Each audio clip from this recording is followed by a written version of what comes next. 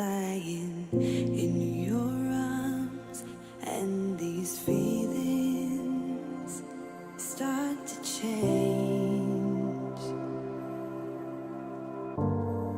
One look into your eyes, and I'm floating far away.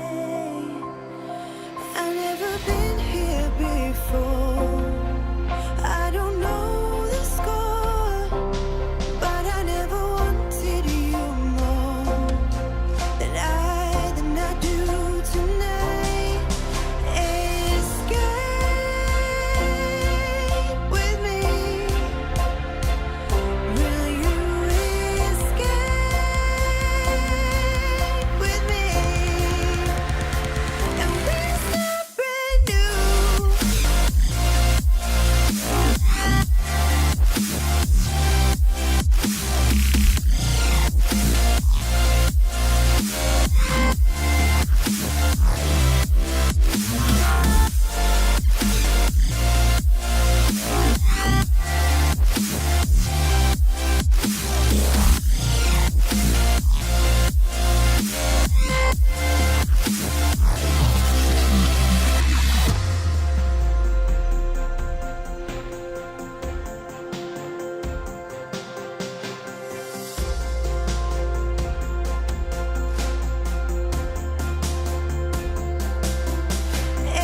Escape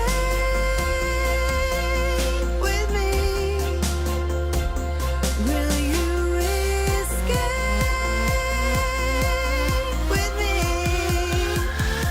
And we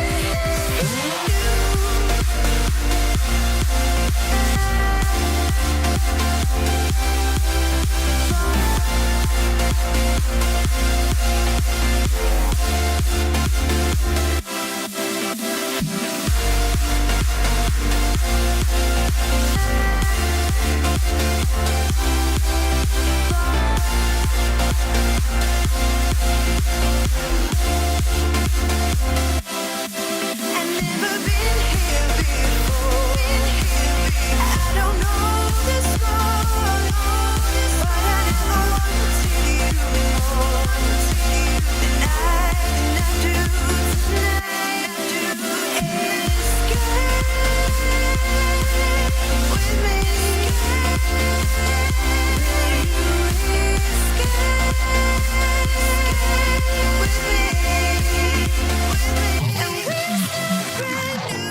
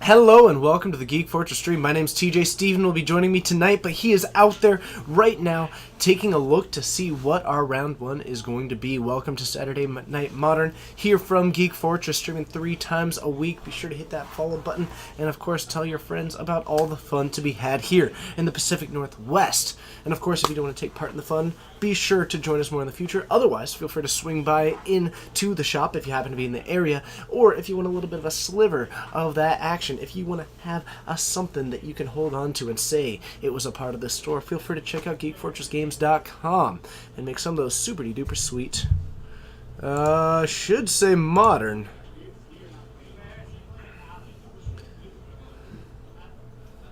It should say modern. You may need to refresh it. I don't know. I'm looking at it and it says modern, so I am not entirely sure why.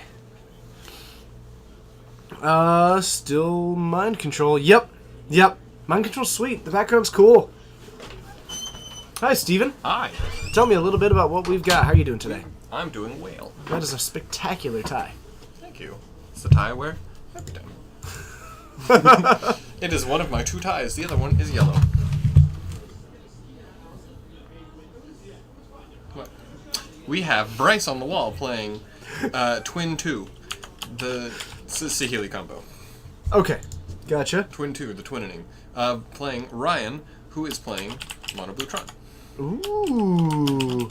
Okay, so we are looking at the brand new, basically the Jeskai Saheeli deck. Bryce being a twin player and all.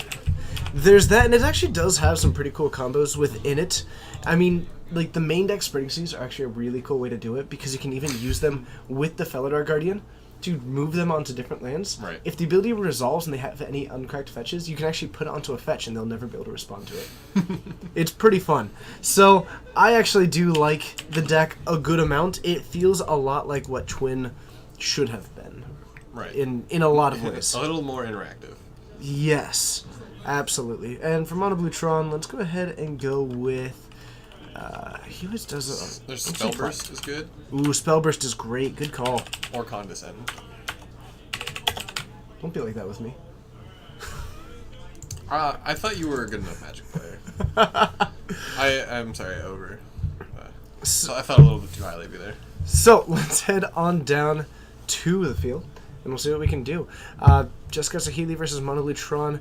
Which one takes your edge? I think I might give it to Mono Blue Tron. Tron does play a lot of counter spells. I don't know what exactly he's doing in Saheeli. If it's just like Twin, but you replace He everything. runs Sun Titans. All right. I give it to Tron. Okay, we'll see you down there.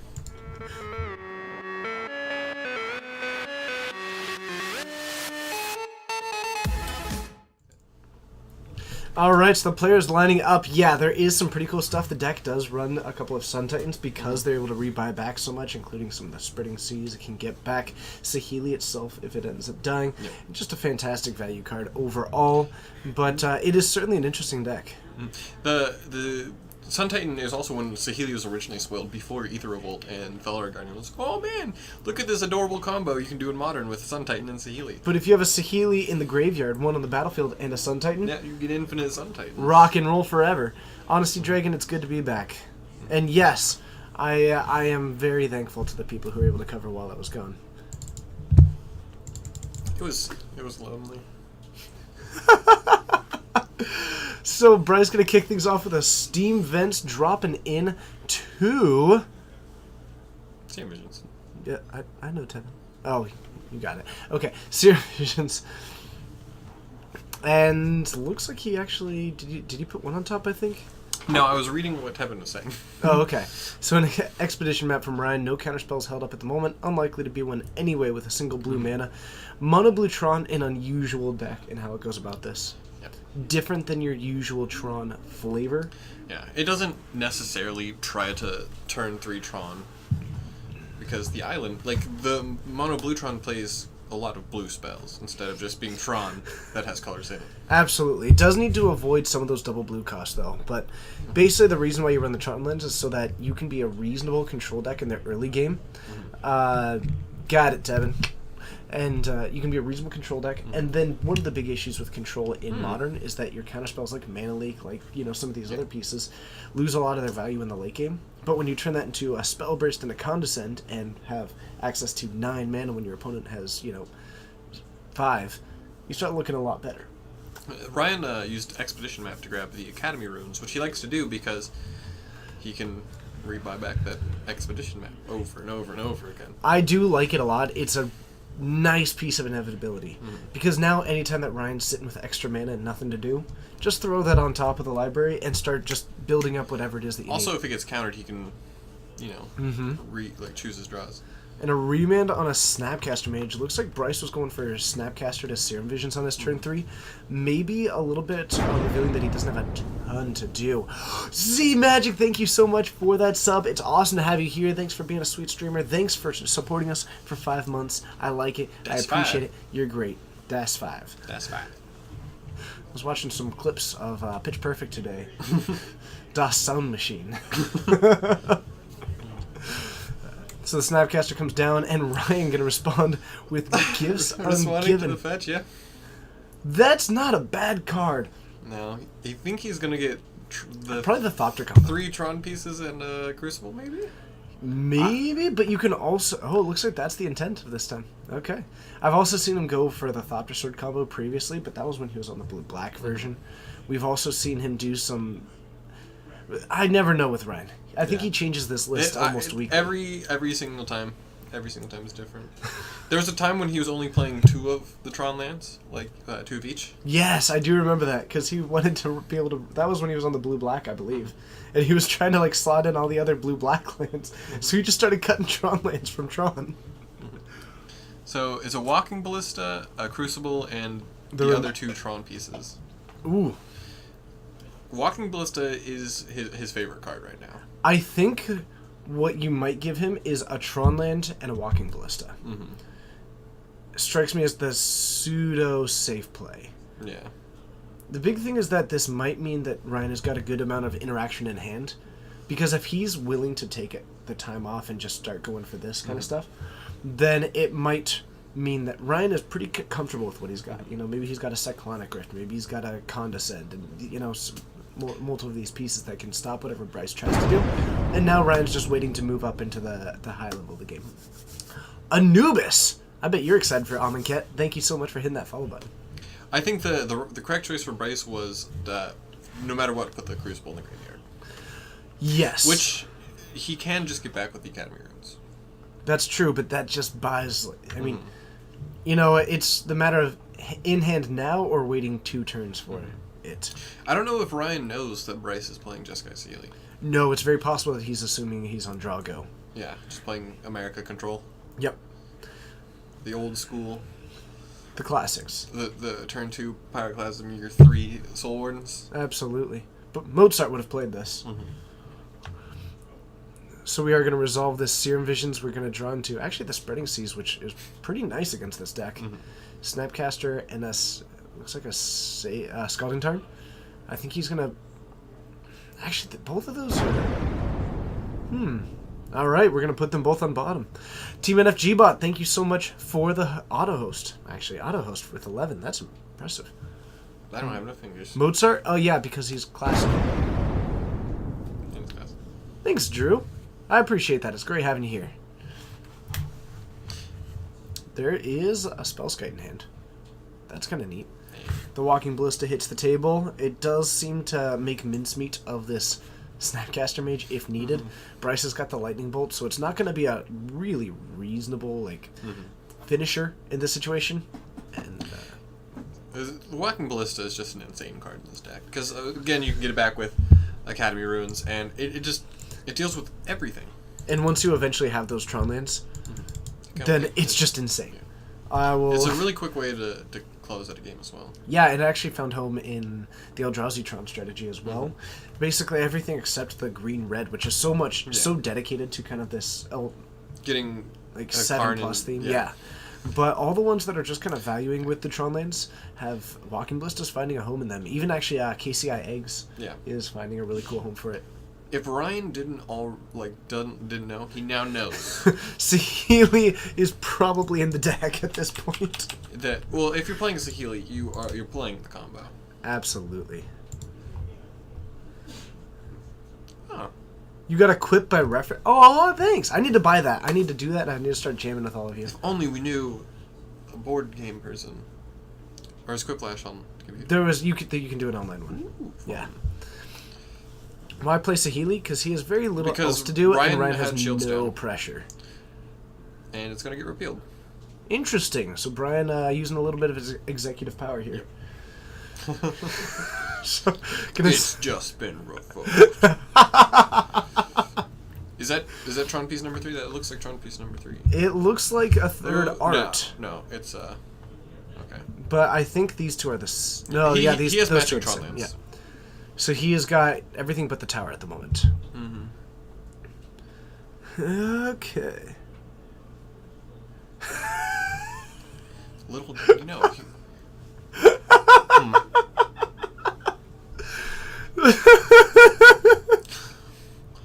That's funny. That's really funny. Spreading Seas would be reasonable. I'd probably put on the Academy runes more than a Tron land, though.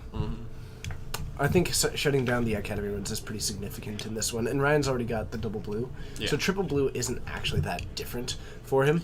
But if it sticks on the battlefield now, then Bryce gets to untap potentially and start firing off both of these spreading. Or I think he's got access to 2 of them right now. But he just spread one to the top. And so on his next turn, his Spreading Seas can draw it into a spread. He's actually he's got going 2. to draw the Spreading Lean, Seas. he has 2 in hand also. Wow. So he is going to be spreading the good word of splashing. Seas. Water. Puns. For all you merfolk players out there, Bryce has got the word. Hello, Aruk. It's good to see you. I still think Ryan really has this one pretty locked down. Said you. Oh, did I play against you on Moto today? Was that you? Those were fun games. Alright, so the island coming down, expedition map, cracking that one. This does look like we're gonna have complete Tron. It is access to 9 mana. Could be a Platinum Angel. Yeah? Notably, no blue mana, and that was purposeful for Ryan. So whatever he's doing, he's assuming that 9 mana is. He's just going to slam an Ugin. Does he is minus, more or relevant. does he bolt the Saheeli? I think he bolts the Saheeli. I would actually probably minus it. Yeah.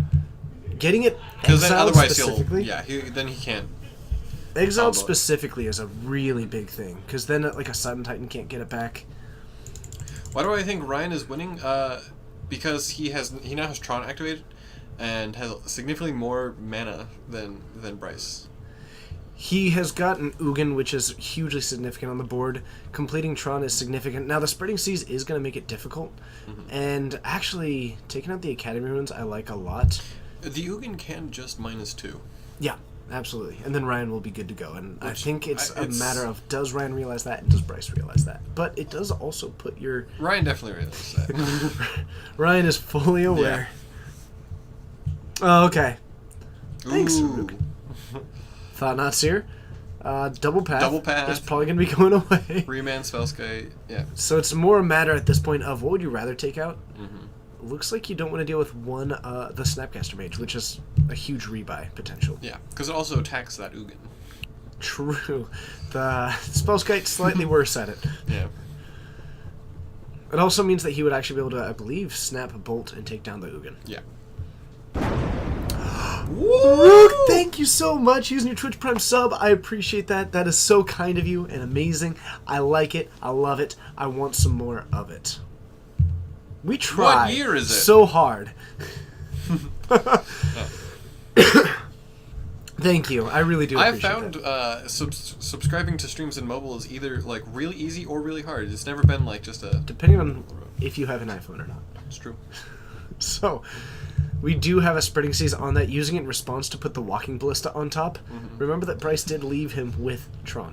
Yes. So, Walking Ballista when Bryce is at 14, and you might end up dropping it for, let's say, 6 All of counters on it.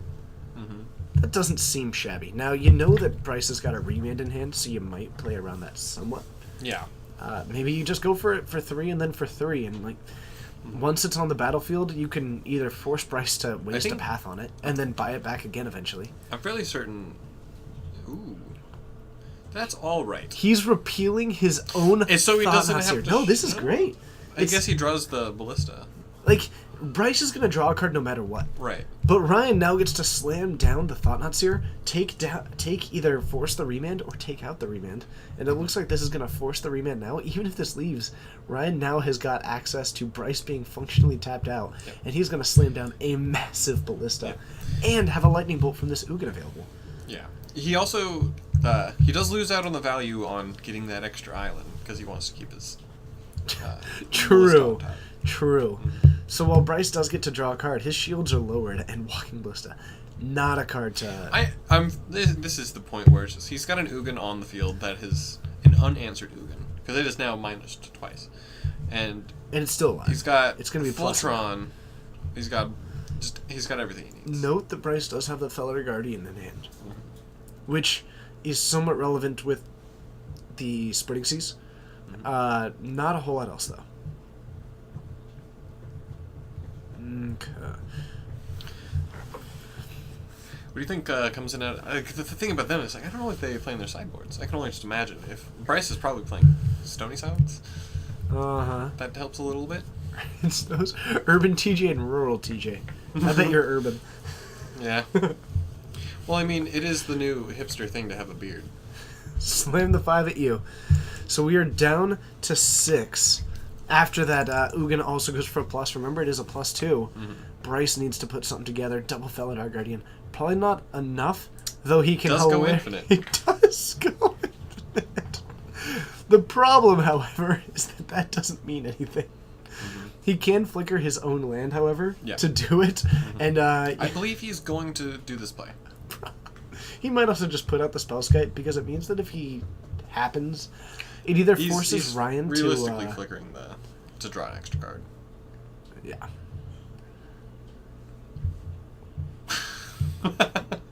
No. I believe Ryan might have an answer. If Ryan doesn't, then Bryce just won off of flickering the Spreading Seas. No, he's gonna repeal. Oh, Cyclonic. never in mind, that's too response bad. to the- Never mind, that's too bad. But like, what a draw! right? It's not an unstoppable loop. It can hit He lands. can target anything else. Yeah, it hits lands and it hits the Spreading Seas. Or is it? No, it's non-land. I'm sorry, but it does have the Spreading Seas. No, it's not on it. It isn't non-land? No. Felidar Guardian. Felidar Guardian hits anything. I think you're right. Because you can use it to bounce your land. Yes, it is target permanent you control. That's right. It's not one Yeah. It's you gotta control it. Right. Yeah. God, that card's good. Woo. So we are going And to it's also a repeal May. the Spreading Seas to get back our Academy Ruins. Putting back the... Do we have another draw spell available right now? Repeal draws. I don't know if that's how that works, but I don't think it matters. I know, I'm just...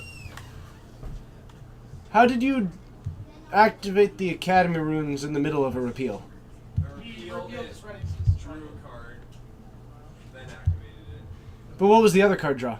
Oh, was that at your upkeep? Yeah. Got it. Okay. Okay. Instance. It was the upkeep. Living in the upkeep. Gotcha. Sup, Ghosty Hosty. What a great name! Hello, it's good to see you. You are a rock star of the highest caliber. I don't really know what that caliber... I think it's like... I don't know. Anyway, what's up, everybody? It's good to see you. Ryan takes down that one just with the insane value of an Ugin and a Walking Ballista for X, where X is enough to kill Bryce. Or X is mana used from Tron lands. Exactly. What is up, Albino Lion? You're rocket. Actually, that face with that giant hat is gonna be an emote. Good. It's gonna be Fort Kiddo. Yes. I want you to understand how difficult that was to make on my phone. Oh no, it's not gonna have the text, but I've been No. posting that everywhere. I love that one. Yeah, I did that on my phone at work. Mm-hmm. I was just like, I swear you're wrong. I even looked up the correct spelling. Of Kiddo? The capitalization. Okay. So it looks Kiddo's like a we're bit- bringing in grinding pieces. I see some Jace Architect of Thought coming in.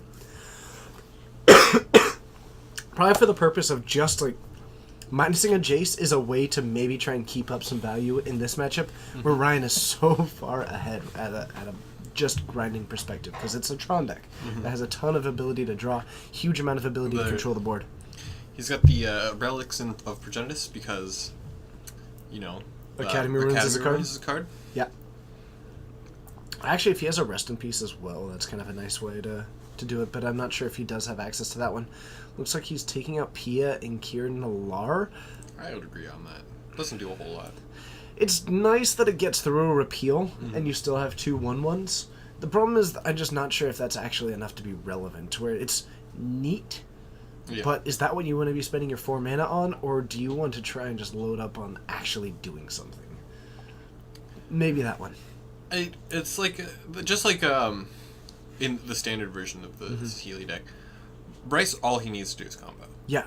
I think he's spending a little bit too much time interacting with Ryan, trying to stop him. He took out his Lightning Bolts and his Path to Exiles. Yes. That's a good step in the right direction. He is not interested in dealing with what Ryan's got going on. That's weird, because he's going to be the aggressor while trying as hard as possible to not actually be that aggressive until he's winning. Honesty Dragon, yes. He is just trying to combo. Yep. Comboing is the name of the game. And he is kind of unfavored in that Ryan is playing the control version of Tron. Yes. So Ryan's ability to stop this combo, I mean, most of Ryan's deck is instants. Yeah. Or at least, a pretty functionally large amount of it is ways to stop this combo. So anytime that Ryan's got mana up, Bryce needs to be particularly cautious, which makes his combo start costing, an extra 2 or 1 to 2 mana to be able to hold up things like Remand or hold up Dispel. And is that enough? Because you're delaying your game plan against a deck that may assemble Tron eventually. Yeah. Delaying game plans against Tron is never what you really want to do. Exactly. It's the opposite of what you want to do. I'm curious if Bryce, I think he took out all 4 Path. How does a Platinum Angel look on the board at that point? Probably pretty good. Yeah, probably. Bryce may have also brought in some number of disenchants, though. Yeah. Where is the Coal Maniac? He is playing tonight. Yep. He's in the field, doing field stuff. Co-hostery was determined tonight by I had a tie in my car. They all drew straws, and Steven Yeah. had a tie. We were all So sitting not out only- there. It's like, oh, who wants to go in? Who wants to go in? You want to go in? It's like, well, I have a tie. So not only did he draw the best straw, which, by the way, your artistry has really improved. But I read a book on how to cylinder. Next week, I'm getting in the mail the bendy straw upgrade.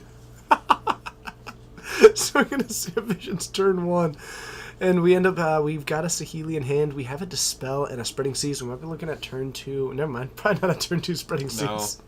See, that's the awkward part about spreading seas is like Against this Brian blue uses deck, blue mana. but he also uses Tron, so it's like he can use no matter what. I may have even brought out some number of them, but Yeah. taking down Academy Ruins does seem like a pretty big deal. But I may have kept in some number of Path and taken out a couple of the Spreading Seas. Yeah. Though the value of drawing a card off of a Felidar Guardian is hard to it's hard to overstate it. Yeah. Drawing a card is not bad. No, never. No. Most of the time. Most of the time. I would rather Bolt, but that's only because the card that I want to draw is Bolt. So, Flooded Strand coming down. We are going to get an island for Bryce's turn 3. Do you think Bryce plays Blood Moon? I don't know, but I know that Brian's got 2 islands hanging out. Yeah. I'm not sure. I don't think that Bryce's mana base can really support a Blood Moon right now. It could theoretically be made to do it, but I would not expect it at all. It is. He does He have- has the combo. But giving Ryan more blue mana is almost somewhat contradictory when you're trying to do this. Yeah. All it does is give him repeals.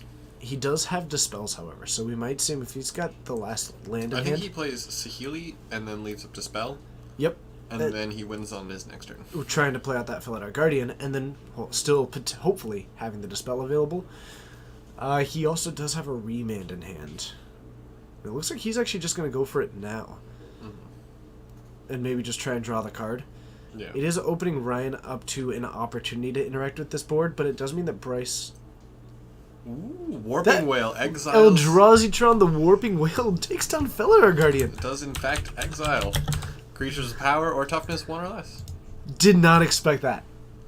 That was great. So, this card has 3 modes, but one of them is exile target creature, like you said, power or toughness, either one, 1 or less. Well, that Felidar Guardian is rocking as a 1/4. That was unfortunate. So Bryce chooses to go for that one. Straight up negate. Now, Bryce does have a way to stop this. But interestingly, this is where possibly the second blue source might be relevant. Doesn't look like it will be this time. Those modes are strange. Yes, the card is unusual. It's one of those cards where it is so relevant so many times because they're so different that sometimes it's kind of cool that you can Warping Whale to put in the 1/1 to block an X1. You can also stop a Scape Shift because it's a sorcery. So Oblivion Stone doesn't look bad on this board. No. It's really good at destroying infinite 1/4 artifact cats. Yes, and with 2 mana available right now, Ryan might be representing something like a Cyclonic Rift, though he did not do anything after the negate was countered last time, so I'm not quite sure what it will be. But if Ryan gets to untap, he does gain a huge amount of ability to just be patient in this game and wait to assemble some of this mana, because then it's on Bryce. And remember that the Spreading Seas will also go away if he ever cracks that. So if he ever assembles a tower and it is even remotely shy of Tron through some of these Spreading Seas, he can just pop that at the end step, untap, and maybe drop down a really big Walking Ballista. Did he draw the Felidar Guardian? No, he drew a Sun Titan. Oh, he doesn't have the 6th land, though. Or the second Saheeli. Still being able to get back some of that stuff is, I imagine, pretty good, but the value of that card is insane. So we do have the 6th land coming in tapped. Doesn't want to fire off that Sun Titan just yet. Against the Oblivion Stone, it probably doesn't look too good, but he's able to ping Ryan. I mean, Ryan technically has to pop this Oblivion Stone or answer it in the next 18 turns. Yeah. And that's It's a clock. a River of Tears. River of Tears is so cool. Mechanically, it's so much better than the other version because it means that on your turn, it taps for black, which is a color that does so many proactive things. On sorcery speed. But on their turn, it taps for blue, which is a card that is so much better at being reactive. Isn't it? Yeah, right. Because it's Landfall landfall. to produce black mana, otherwise it produces Right. blue. Very, very cool card. I love the design of River of Tears. Me too. I think it's interesting to think that just like the colors of those lands are what make them more or less playable. Yeah. The cycle of strange lands from Future Sight. I mean, like, if you put Horizon Canopy in red, I'd run it. Yeah. No doubt, that card would be great. In Burn, just getting the chance to redraw from a land is insane. So, I'm not sure if they should really print the full cycle of that one as much as I'd enjoy Well, it. I don't mean like necessarily those cards of cycle, but like if River of Tears were another 2-color combo, it could be more or less. Like, it could be a better or worse card. Yep.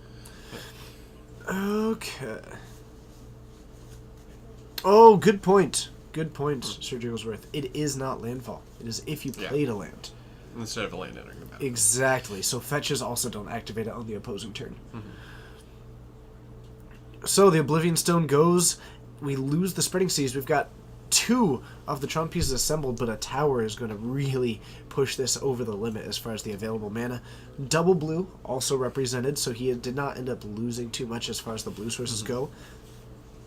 Mindslaver. Casting a Mindslaver and passing. Is that not the coolest play possible? Ah! Ooh. A Remand getting spell snared by Ryan, who kept in the spell snare, left up 1 extra mana, and was able to take it on. Now Ryan has the opportunity to untap and take over Bryce's turn and wreak havoc. Seeing his hand, he can path his colonnade, I guess. Pathing your own colonnade is also pretty reasonable because you can then fill a search. And that's, I will say that one of the things that I realized is when people were talking about Emrakul when it was first spoiled, people were basically like, well, it's only 1 Mindslaver. What can they really do? It's not. It's like, have you ever been singularly Mindslavered? It's pretty strong. You only need 1, like, there's a reason why bad players lose matches. It's because if they make a bunch of bad decisions, they're gonna fall behind. And if you have your opponent making those choices for you, there's a decent chance things are gonna go wrong. Ooh, a Treasure Mage. Nice, Ryan turning into a little bit of a pirate, so to speak. We'll see what he finds after he reads this map. but he can't get a map. Luckily, he did find a Platinum Angel. Not bad. Not bad. Does he even Mindslaver Bryce now? Like right now? Yes. Actually, I would, because then I can spend any of the removal that would go for the Platinum Angel when I... True. Yeah. So I can just expend everything that I have access to, and we might almost see Bryce actually... Okay, so he's not actually going to even target the Treasure Mage. But you can even play out this Sun Titan. And then path it. And then path it. And on its own, that's enough to do a decent amount. Just eliminating the value of that card from the board. Ryan can fetch Shock. Sun Titan fetch Shock. And put Bryce down to 10 for all of that, too. Mm-hmm. That's true, but are you willing to give him the extra land for it? Knowing what he has in hand, yeah. It's not like, unless going through his deck he sees he has like a Sphinx's Rev. True, but then Bryce isn't going to be able to use the remand because you're just going to tap all of his lands. Having him, but is having him he's at going to fail to find. having him at 10 as opposed to having him at 13 doesn't strike me as hugely different in this one. Yeah. Also, I think he may not have had any more fetch lands, or Ryan was very conservative and just went for a basic. Yeah. Very kind of him. I'll get a basic. Your life total matters. All right. Oh, goodness. Aruk, the Eldrazi are fantastically cool design, except for the ones that are not, like, the Titans. Anything that costs less than 5 mana was... Probably a wrong. mistake. Because you're 5 right, the of those. Lovecraftian horror of them is so cool.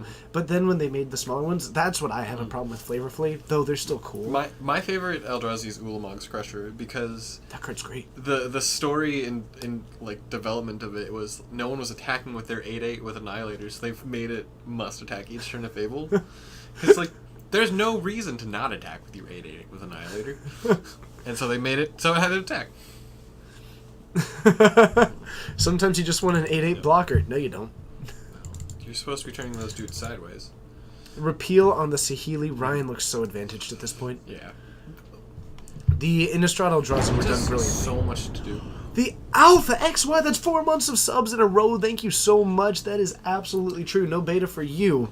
You are the cream of the crop. I'm fairly certain that's Thiel Faxi. What? Thiel Faxi. Theofaxi.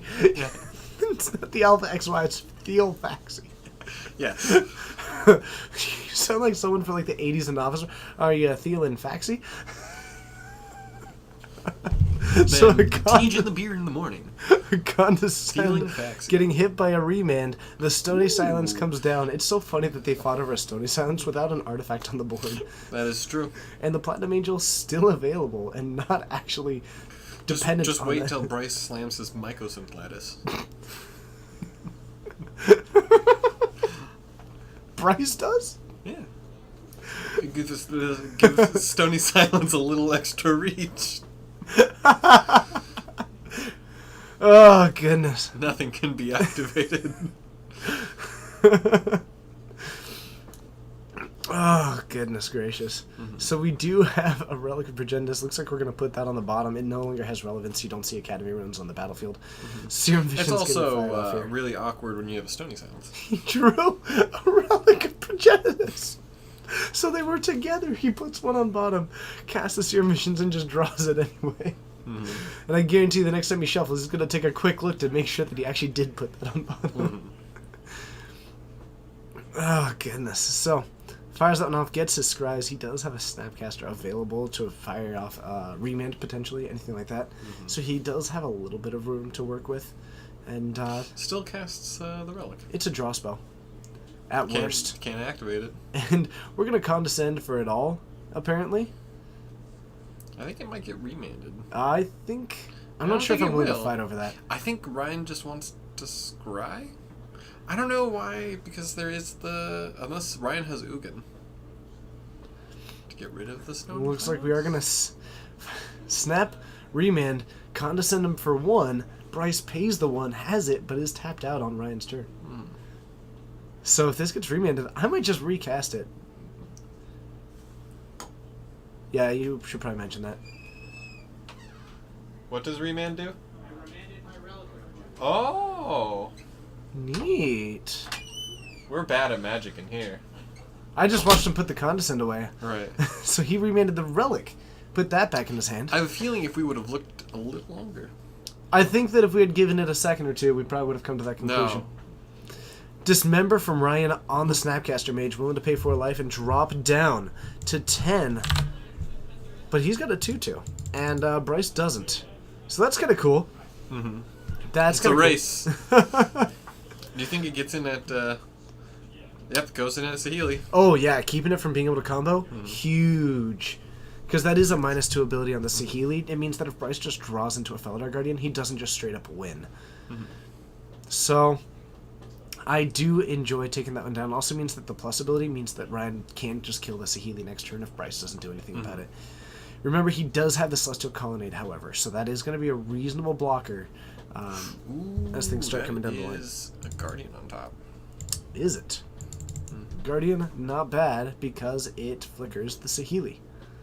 Goatman the Savage? Yes.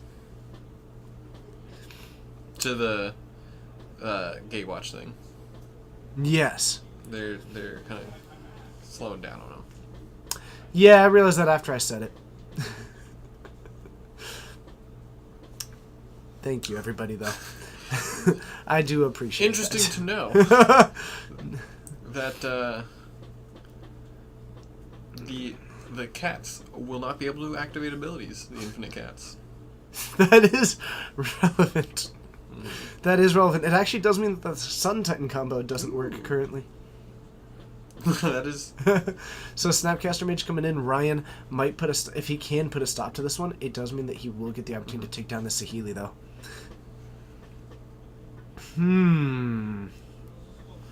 Taking a look at what we've got access to, he does have a path. I think he's just going to represent the path as well, to where if something went wrong, he could just take that down and keep the Saheeli alive as well. Ryan's got a lot of mana, though. Condescend for all of it. I mean, you can, and it's not unreasonable. You might want to leave enough room to play through another Snapcaster Mage, though. Alright, so the Felidar carding Bryce down. didn't plus the Saheeli.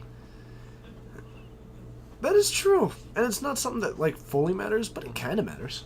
Yeah, it's a scry and a damage. Also, if he's got something like the... if he's got a Cyclonic Rift right now, Or if he has a second Saheeli. do you overload the Cyclonic Rift? Or do you just bounce it once to make sure that you can do other stuff with your mana? This looks like we are going to overload a Cyclonic Rift. Yeah. Yep. And even if it gets remanded, he can just cast it, do the one with it. So it looks like that is the case. Ooh. No, he shouldn't have lost there. I'm very confused. Because Bryce didn't have 4 mana up, right? So he couldn't have remanded his... Okay, the Saheeli was... Or the Felidar Guardian was on the battlefield. Yeah. So didn't Ryan have 3 mana still? Yeah. Okay. Okay, so if Bryce had something like a Spell Pierce or a Dispel in hand, he may have just verbally said, Yeah. I will most remand likely. that, I have a Dispel in my hand. So that it's possible that that was actually what we Yeah. saw instead. So we have to assume that the Guardian targets Healy. Yes, almost certainly. And that he had a... Yeah, so it's just going to game 3. Yep. So Bryce takes down game 3. I'm not sure quite what that last card in hand was, and it's. I think that that's what I would assume was the situation. So we might be bringing in a Path to Exile again. For the Angel. Yeah, it looks like he did take out one of the relics that he brought in. And he doesn't show it. He may have, and we just did. He may have just flashed the card or something. I don't. Yeah. We also... When we're sitting from a third perspective, it's hard to know what all is happening on the battlefield. Like, there is levels of communication that we just don't have access to. Yeah. And it's not like two strangers playing for all the marbles. True. It's two friends in round 1. Yeah. Yeah. Okay, so we brought in the Spell Snare for that relic. On the draw, it does look a lot more decently reasonable to hit some of that stuff, because you can play down your land and then hit their turn 2 play. Not a whole lot of those from Ryan's deck, however. No. But it does hit Like Cyclonic Remand? Rift.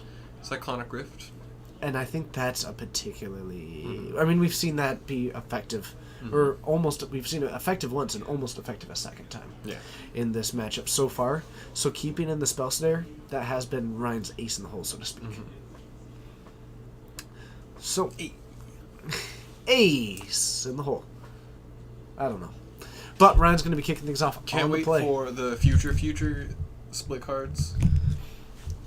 Like for where they're weird and like I don't know, they're upside down. It's like instead of because the new ones, the They went Aftermath cards, sideways. they're something to something. Yep.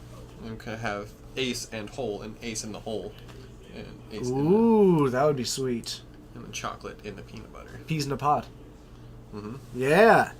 You think your buddy's at Geek Fortress? Well, that's awesome. Your buddy's great. You're great. Thanks for joining us here. Expedition map turn 1. It's a great turn 1 play. Does Spell Snare hit Overloaded Rift? Yep. Hits CMC too, so overloading doesn't change the CMC. I believe. I don't know. I'd have to I'd read the read exact that. wording of... I'm fairly certain it does because I'd have to read the exact wording of Spell Snare, which I just know that it hits like CMC too, but I don't know how it says it. I'm fairly certain overloaded cards are the They mana maintain their cost of- CMC though. Don't they? They're an alternative cost, not an additional cost. I don't know. I would have to read the cards. I'm not a judge or anything. Well, I think being a judge means that you know enough to want to read the cards before you speak. Yeah. That is my So Serum my Visions from judge Bryce. father. That's why he's like, just look up everything. Doesn't matter if you know it. If you've seen it 100 times. Look Yep. up everything. Read every card. Yep. So looks like a Serum Vision's coming down for Bryce, and we've got one on top, one on bottom. Means that it did get a little bit of value. Nothing feels worse than Serum Visions and keeping it all on top. But nothing feels better for... Oh, man. Like, nothing feels more draining to an opponent than just top. Ah, dang it. They love what they have on top. It's the worst. So, we're going to crack this and find the Academy Ruins. We have seen it get targeted by the Spreading Seas a lot because of its value in this matchup, and Bryce does have one in hand, but I think he also has the combo in hand right now. Yeah. So I think he's got the Saheelis and the Felidar Guardians. That's kind of where I'm at, mostly lost. Let's see here. Return target non-land. I was thinking more Spell Snares wording, but yeah. Okay. 3 mana available now. You can go for a Saheeli. It is a little bit... Okay. I like it. I Ryan's think- going to let it hit the field. I think Bryce is just going for just jam the combo. If you can win on Just turn jam the 4, combo. win on turn 4. Ryan can untap and actually have access to a repeal in response to the Felidar Guardian. So that might be the the play. And it looks like we're going to Thirst for Knowledge in response to the end step. We do find a land at least. I saw a Tron piece in there. We are going to have to discard some cards here. And just a Crucible of Worlds. So we are not planning on lane destruction in this No. matchup, is what I'm learning. Though Yeah. I'm a little bit surprised that that's still in the deck. I think the Crucible is only for gifts. that was good. That is exactly what he wants. Thought Not Seer, great card. There's a Kapia and Kieran, a Path, a Jace. Path, Pian Kieran, Jace, Stone. Stony Silence, no Felidar, actually. Do you take... I think you just take the Path. Because now you've got a 4-4, and Bryce doesn't have anything that actually stops you from having a 4-4. Yeah, I think he'll just play the Pia and Kieran. He'll just draw Felidar Guardian. Yeah. I might... Yeah, I think I like playing the Pian Kieran Nalar. Just because it's able to buy a huge amount of time to keep the Saheeli alive. But you can also just plus the Saheeli and let it fall to 1. Not sure how much I like that, though. Casting a spell with Overload doesn't change that spell's mana cost. Alright, You perfect. Just you're paying a different cost. And it is target spell with converted mana cost, so it Yes. is looking at the CMC, so that it will counter Cyclonic Rift. Yeah, it's like if you would cast it with Omniscience, you can still spell Yep. snare it. Yep. Alright, P and Kier Nalar joining the battlefield. They are going to make some of these sweet, sweet Thopters. They're going to get in the way of what Ryan is trying to produce. He has just opened up the mom and pop Thopter shop. Yeah. And Saheeli seems to be making sure that they don't go out of business. Did someone tell Bryce that tonight is modern? Well, I guess technically, Technically. Pia and Kieran and Lara are not in standard. Pia is I bet Bryce is contemplating minusing. a little bit. It's not very valuable. Getting 2 more Thopters He can against... sacrifice the token to itself. Throw it for 2. Can't. They're legendary. Well, yeah, he just lets the real one die. That's true. Okay. So you let the real one die, and then you've got a 2/2 that is just a ticking time bomb. Looks like another Thirst for Knowledge from Ryan. Trying to get as much of his card draw dig through the deck as he can. He is one piece away from having Tron online. And an Sticking Ugin right on to this the board ledge. would be bonkers. Doesn't kill the Thopters. Fact. Ooh. And it looks like we did, in fact, assemble Tron. We got one piece, and we dropped a No Stone. We are open for one turn. If Bryce can find the combo, he'll have a win. Actually, no. Oh, no, because the Spellskite can't redirect it. No, because Saheeli only copies your creatures. Yep, and he draws into the Relic. Not enough. He's not going to have the combo this turn.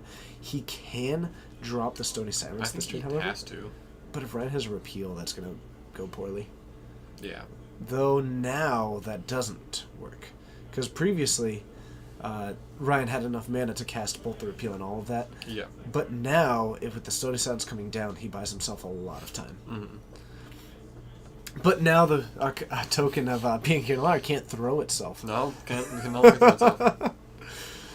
Alright, are you on the plus or the minus train? Plus. He wants to hit his combo. I'm not sure. I'm not so certain. Because a Dismember means that I'm now running out of all my resources. Right. So loading back up on Thopters doesn't strike me as too bad when I don't really But it's need a not whole so lot else. great into an O-Stone, and I guess that's Well, what he's doing. but with the Stony Silence out, it's more like a repeal for blue to take Yeah. down the Thopter, and then like a Dismember means that I am losing a huge portion of what I have going on the board. We were talking about if when Saheeli copies the Thopter, the mom, like The Mom and Pop is an artifact in addition to its other Saheeli, types. the token Saheeli puts in is an artifact, and if he would have ditched the real one, Which he wouldn't for do. the fake one, because that one exiles at the end of the turn. Right. Basically, if you have robot parents, they actually can't throw themselves with a Stony Silence out on Yeah. the board. Is what we were going down. It was a rabbit hole. I need to remember to grab my token box from my vehicle and put it into that binder. That would be wonderful. It's like a distance of like less than 100 feet. Yeah, but that's a lot of effort. Yeah. So we do have Tron assembled, despite losing that one. So he did have the third Tron piece. Snapcaster? Is he going to Thirst for Knowledge again? Looks like it. We have not. We don't have another blue source at the moment. He just drew notably. 2 islands. But he has played a land for the turn, Okay. I believe. This So is he's going 2. to pitch those He's because got he's a Platinum Angel, another Tron land. got 4 mana available to him. Mm-hmm. Not a whole lot working on. He's vulnerable to a decent amount at the moment. Ooh. Never mind. That's great. What do you take here? Yeah. Probably. All right, the Relic it He's is. playing the long game. Take out that out. To at least if Bryce is gonna Vendilion click himself, he has to get rid of a Jace. And if it is gonna be a Jace, well, he has to minus it. I mean, plussing the Jace looks pretty bad on this field. But I think Ryan is just trying to get to a point of being able to bounce that Stony Silence. Yeah. The only problem is that now you've played out 2 Thought-Knot Seers. Yeah, that's a little awkward into an O-Stone. It is slightly But they're awkward, also 2 4/4s. which is big when Bryce has got very little actually working for him. Hello, Yoshi. Hello, good to see you. Welcome to Modern on this Saturday. How is Jessica Saheeli looking? This is kind of like... It's been really back and forth. It has been, and this is a matchup in which I would assume that Ryan is looking pretty okay. But Bryce has been fighting through it pretty well. And Piankir Nalar has been no small player in that. I think what Ryan should really have done is sideboarded in a liquid metal coating. And during Bryce's upkeep, turn that Saheeli into an artifact. You mean the liquid metal coating that he can't activate? Memorg doesn't work either. There's got to be... There's a 3-mana instant that does Yeah, it I once was in going to say, cantrips. there's got to be an instant that does it. So we're going to put our third Spreading Seas down.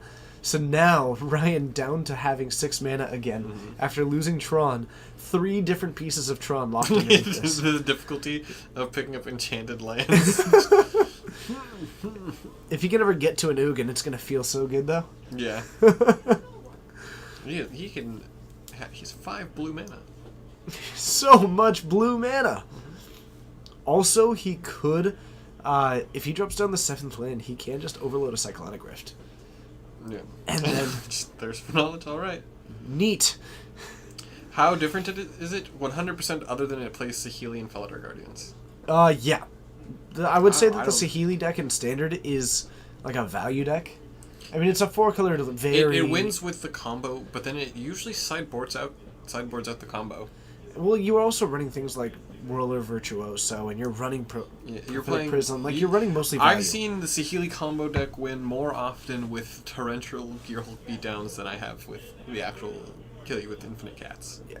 So this one's pretty reasonable, except it's all cards that are modern playable, except standard instead of standard playable. Yeah. But the general mentality is pretty similar. You basically just get a bunch of strictly better cards, Basically. like Serum Visions.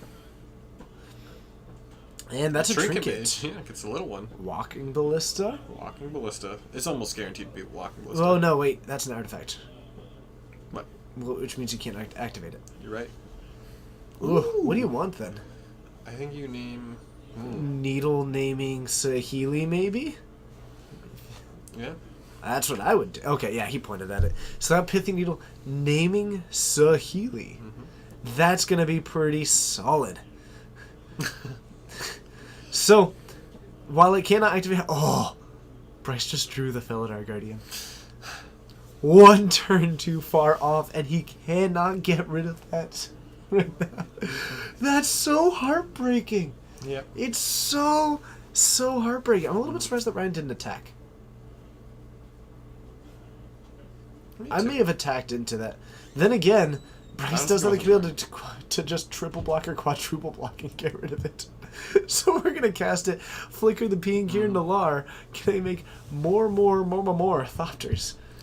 What a world that we live in. Mom and Pop's Thopter shop business seems to be booming. Booming. Absolutely booming. There is an economic growth happening in Kaladesh. And this is in no small part to the fact that Saheeli is finally backed out of... I believe they are now on turns. From the very loud noise Dylan just made. on turns with this nonsense on the board. Just... That is a the middle one. That's Treasure Mage. Or no, Trophy Mage. yes. It's Trophy a 3-drop. You might as well grab a Crucible while you're at it. I mean, like, what else are you gonna do? At this point, if you... Did he grab a Crucibles? Do you want to get rid of the Stony Silence at this point? Is that what he got? I don't know what else I would get. Another Oblivion Stone? Like, right now it's, I'd like to survive through these Thopters, please. Each one of them has like a card that they just automatically win the game with, kind of thing. Yeah. I mean, Cyclonic Rift looks really good for Ryan. God, it looks so good right now. Find out what he got with that Trophy Mage. We'll find out shortly. All right. We'll keep it mysterious for now. He just moves the... Swing for 6. Yeah. He needs an answer. A Platinum Angel would look so good right now, except... Oh no, Bryce doesn't have enough mana to kill it with that Piankier Nalar. No. But it looked like he had a Path in hand. He also could fire off this Vendilion Click at the draw step to try and answer anything that might stop this. Looks like that's not his intent at the moment. I think Ryan's hand is almost all islands, and then whatever he grabbed with Trophy Mage. Oh! He's had that in hand for quite a while. I know, but like... Bryce, have an answer. I love that card anyway. Are we going Raindrop, to... top shop. Walking Ballista? Are you gonna take it? Why did Bryce fire this off in response here? I'm curious. I mean, I'm just curious as to the timing of this one as in response as opposed to anything else. What blue card did the Bluetron player play? There's the Trophy Mage, and he just played a Platinum Angel. Yeah, Platinum Angel is the big card right now. And I don't think that there's an answer on the battlefield. Or I wonder if there's a channel that has more than 228 quotes. Oh, did he? Oh, Bryce had the one path in hand. So Right. he took it down, and the Vendilion Click was enough to be the final damage needed. So swinging for 9 at Ryan, who was at 8. Bryce took it down in 3. Wow, close one. Yeah. At the very end, no less. So, I'm giggling exactly. P and Kier Nalar wrecked that whole game. Yeah. 30 Like- cards on the board. Is this standard? did just Saheeli and Thopter beats. Oh, and he was picking up his Spreading Sea. So Bryce taking that down with the Thopters. Yeah. We're talking about how, is that really what you want to do for 4-man in this matchup? Apparently, yes. Yeah, okay. Apparently doing that is just the way to go. Bryce did take it down. Yeah, Bryce killed him with Thopters. Nope. I'll be right There was a spell skip miss there. It cannot Stony actually- Silence. Stony Silence is out on the field. All right, let's head on up and get ready for round 2.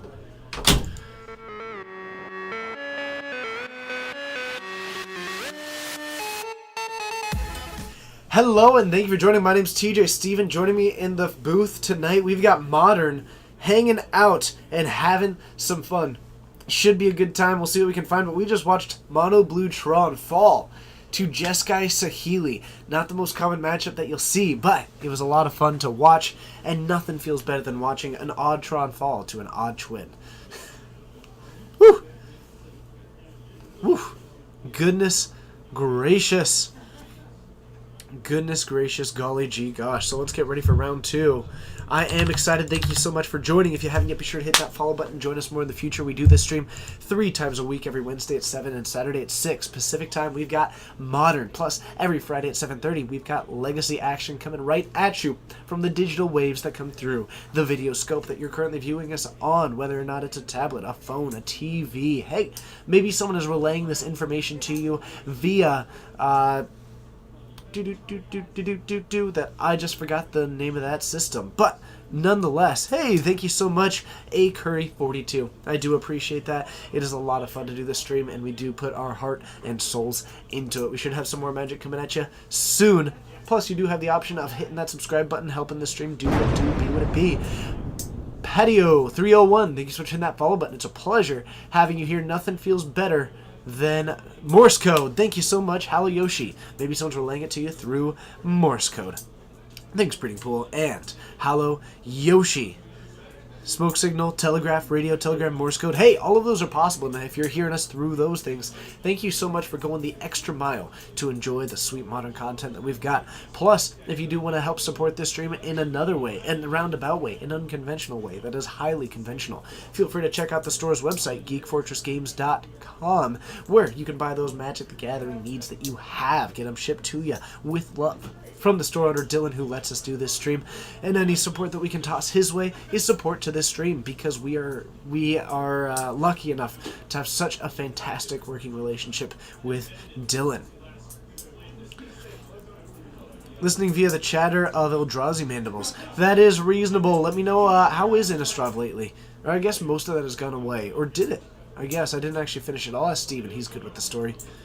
Can you imagine a play-by-play of Magic and Smoke Signals? Sounds like a burn matchup to me. Yes, so Steven should be back soon, round 2, lining up, and we'll see what we've got. But thank you everybody for being here. I know that I say this a lot, but truly, hugely, this is a stream that is influenced and helped, and largely with your assistance to let us do what we do. So thank you for your constant support, whether it's by watching, subbing, following, telling someone, just being here and listening. All of that matters a lot to us, and it does truly mean the world to me. So thank you for being a part of this stream. Yep. Okay. There is someone who plays Magic by Braille, actually. It's the coolest thing. That person goes to the pre-releases, and then they've got a machine that stamps it onto the sleeves for them. Troy Lee, 17. Thank you so much for hitting that follow button. It's a pleasure having you here. I hope you're having a wonderful day, morning, evening, wherever you are, whenever you are. I hope that it is amazing, and that you are... I don't know. I hope that everything's going your way. Alright. We have Brandon on the wall, playing Freeman Red. And then we have Troy on the not wall. Is he on the Grixis Shadow still? No, he's playing just Jund. Oh, so he's on Jund up against Freewind Red? Yes. Who takes your edge in this one? I like Freewind Red, because it plays an immediate Blood Moon. Plus, Freewind is in the name. Mm-hmm. That's not insignificant. But yeah, I think Freewind Red has got a lot going. Ensnaring Bridge is pretty good. The big thing is how many Kolaghan's commands Troy get if it's the other lock pieces. Yeah. But I don't know. The big issue with Freewind Red is that it's hard to evaluate it hugely because of the inherent inconsistency of the deck. Very much. Though, have you seen the sweet tech that's in this version? Crystal Ball. If this is Ian's version. It is Ian's. So Crystal Ball in this deck, because of its Scry 2, able to dig hugely through the deck. So it can fix some of those issues once you get into the late kind of top deck mode. You ready to go now? Is it a rules violation for marking cards? Not when it's on the face side and it's a pre-release and it's someone who is legally blind. No. There's actually a current Reddit thread about blind players, so Yeah. you wanna look Is at there? it. Awesome. Yeah. In which there's a link to like there's He was on a podcast. He's been Yeah. linked in many things. See, it sounds like a really nice guy in everything that I've actually yeah. seen. Anyway, let's head on down. We've got round 2.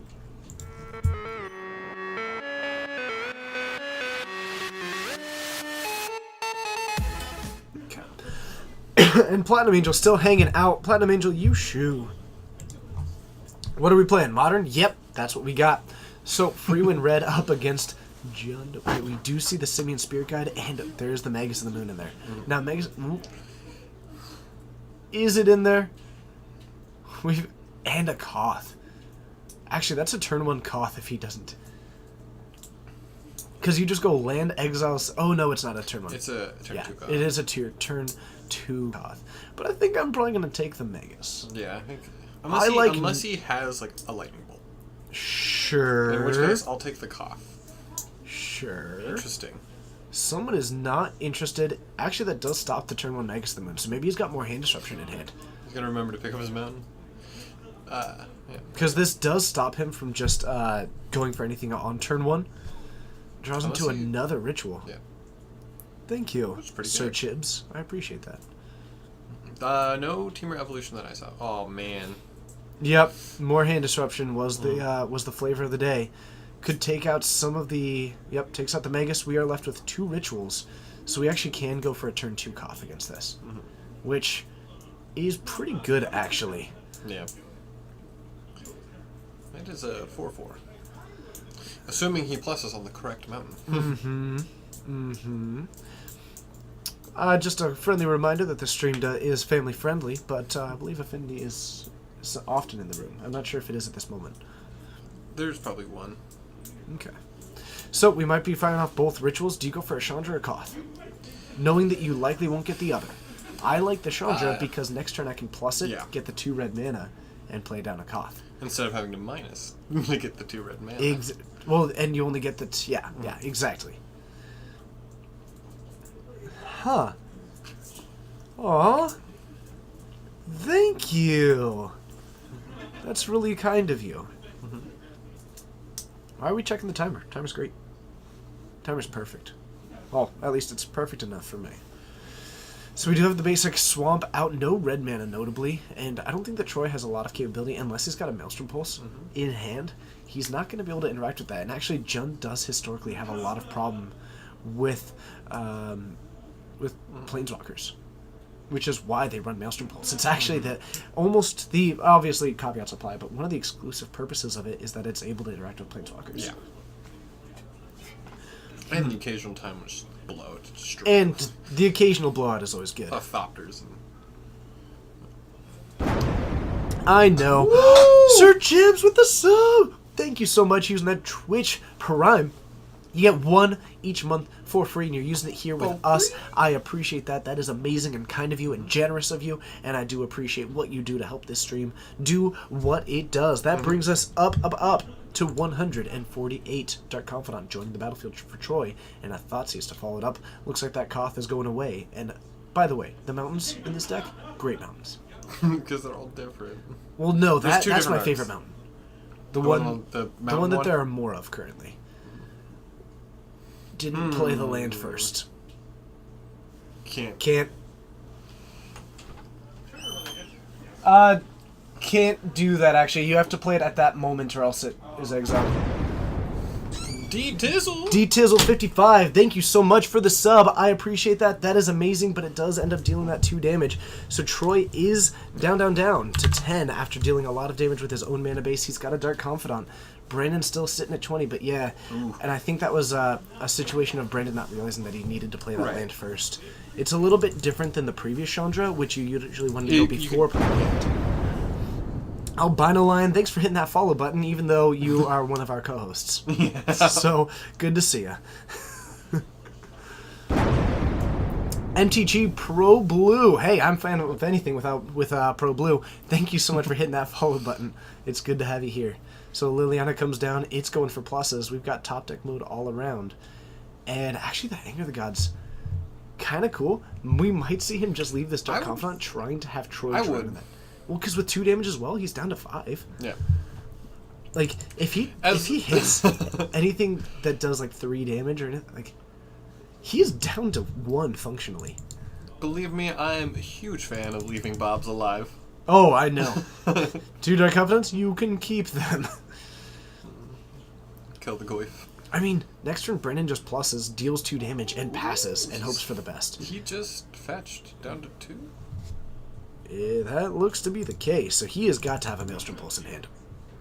He has got to have a Huntmaster. Wait, No, he this has to should- be a Huntmaster. He just fetched Shock, though. That would be 3, right?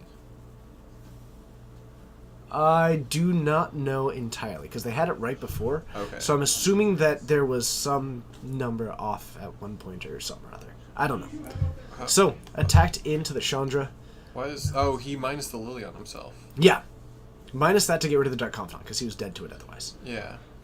Okay.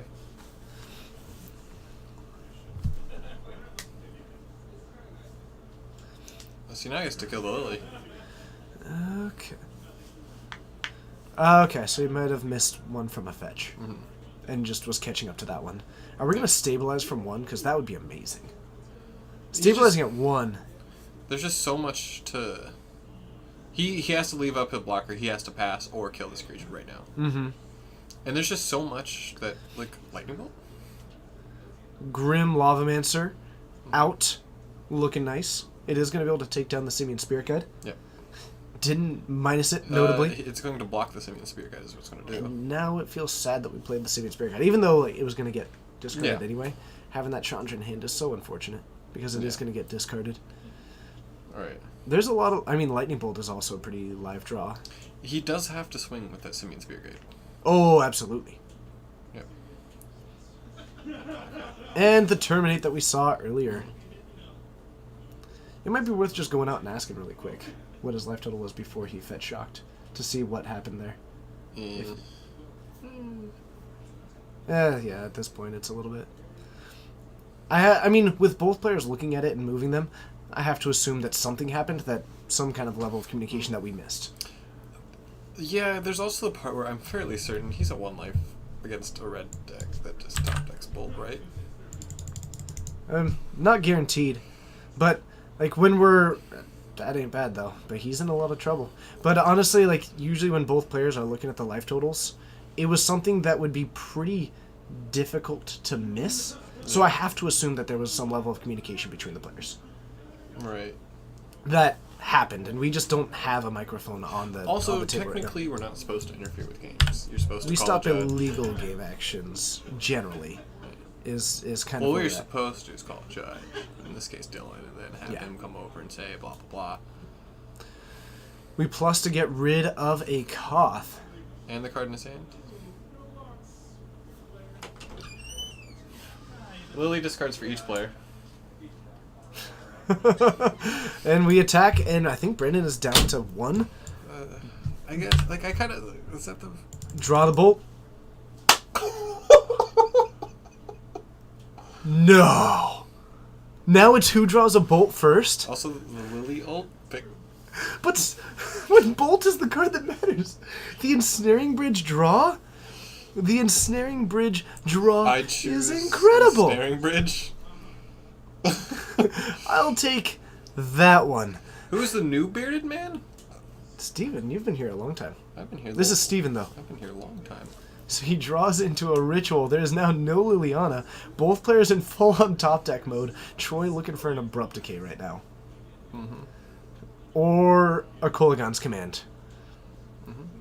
Sure, we'll plus up again. It doesn't really matter what he even discards. No. I mean, I might keep the ritual, but I don't know. Oh, the awkward... The part where the Raging Ravine is so big. It's... I wouldn't be... Plussing? Yeah. Oh, just trap him under his own mana? And then just swing in underneath. There's no way you can get into that. It's a 7/7. Alright. You can just... Or you can just Win.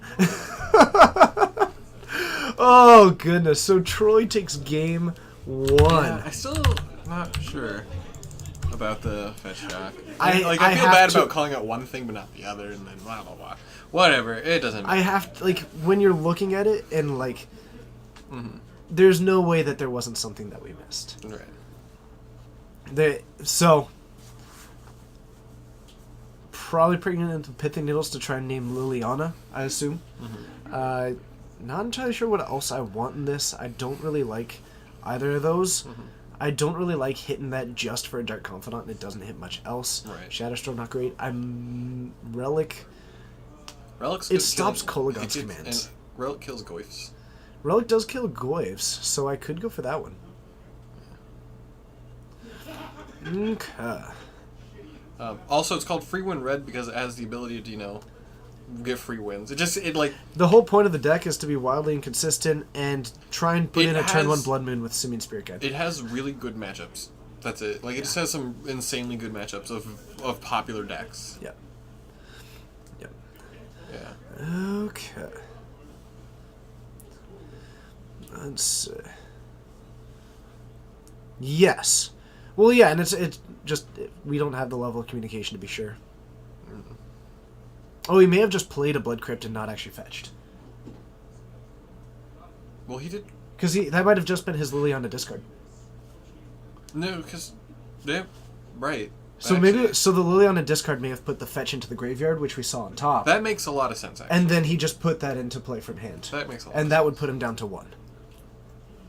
That makes a lot of sense. That makes a lot of sense, D-Spark. That makes more sense. Yeah, because it was a Verdant Catacombs, but it was Yeah. move it there, and that's such an often play with a fetch land. Like you just I'm put more it directly. inclined to believe This is that. why I love it when Peter goes play and then he taps it. This is why I love that Peter does that. Do you know what Peter is really good at? Yeah. Playing around Blood Moon. Peter's very good at playing around Blood Moon. Do you know what's really good at signaling you have a Blood Moon? Turn 1 Snow-Covered Mountain. It's pretty good at that, yeah. Yeah. Alright, end your turn. Get So mad. Freewind Ren gonna be on the play, not gonna get hit by that hand disruption here. The point is that may have You been know, what happened, but it's not impossible that he searched his library, failed to find. Whatever. yeah. Where's the point is clue that we to don't know, evidence? and when it's at that level, when both players are playing the game, it's excessively unlikely that someone who is playing Modern would not, have their opponent at 3, have them go fetch shock, and not realize that they're dead. Right. So, it is almost certain to me that there was just something that we missed, whether it be communication or board state, to put him at 1. That's where I'm at. It happens. It's magic. Exactly. And it's magic. We're at a local event. This We're is having fun. no Pro Tour. Yeah. Just shy of it. Just shy of it. PPTQs, though, basically the Pro Tour. Basically. It actually Oh, has dude, no. When it comes down to game day, game days too you legit. get away with nothing. Oh, yeah. I'm- There's a playmat on the line.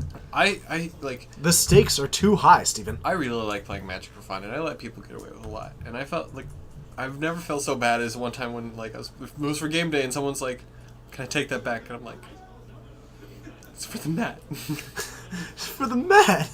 And then I still lost. So- I lost the game anyway, so it didn't really matter. So. I think we've got 2 lands, a turn 1 relic, a turn 2 ritual, but nothing to really hit off of turn 4 the 3-drop, so may not go for that. But we are looking at some potential, whether it's some lands. We're looking at maybe some turn 3 Koths and Chandras, both of which are pretty significant here. Ooh, Troy, it left the shields down. He drew the 3rd land so he can eventually cast some of these cards. Hi, Doro. And yes. Hi, Doro. It's good to see you. Second link, no hand disruption at all. Probably holding up an Abrupt Decay. If you're gonna keeping this hand screams Abrupt Decay to me. Yeah. If this is where you're at, we do have a Is he just Magma Jet. gonna straight Magma Jet his face, or is he This gonna- has to be Ritual into maybe the Koth, or Ritual into the Chandra for the same reasons as we outlined earlier.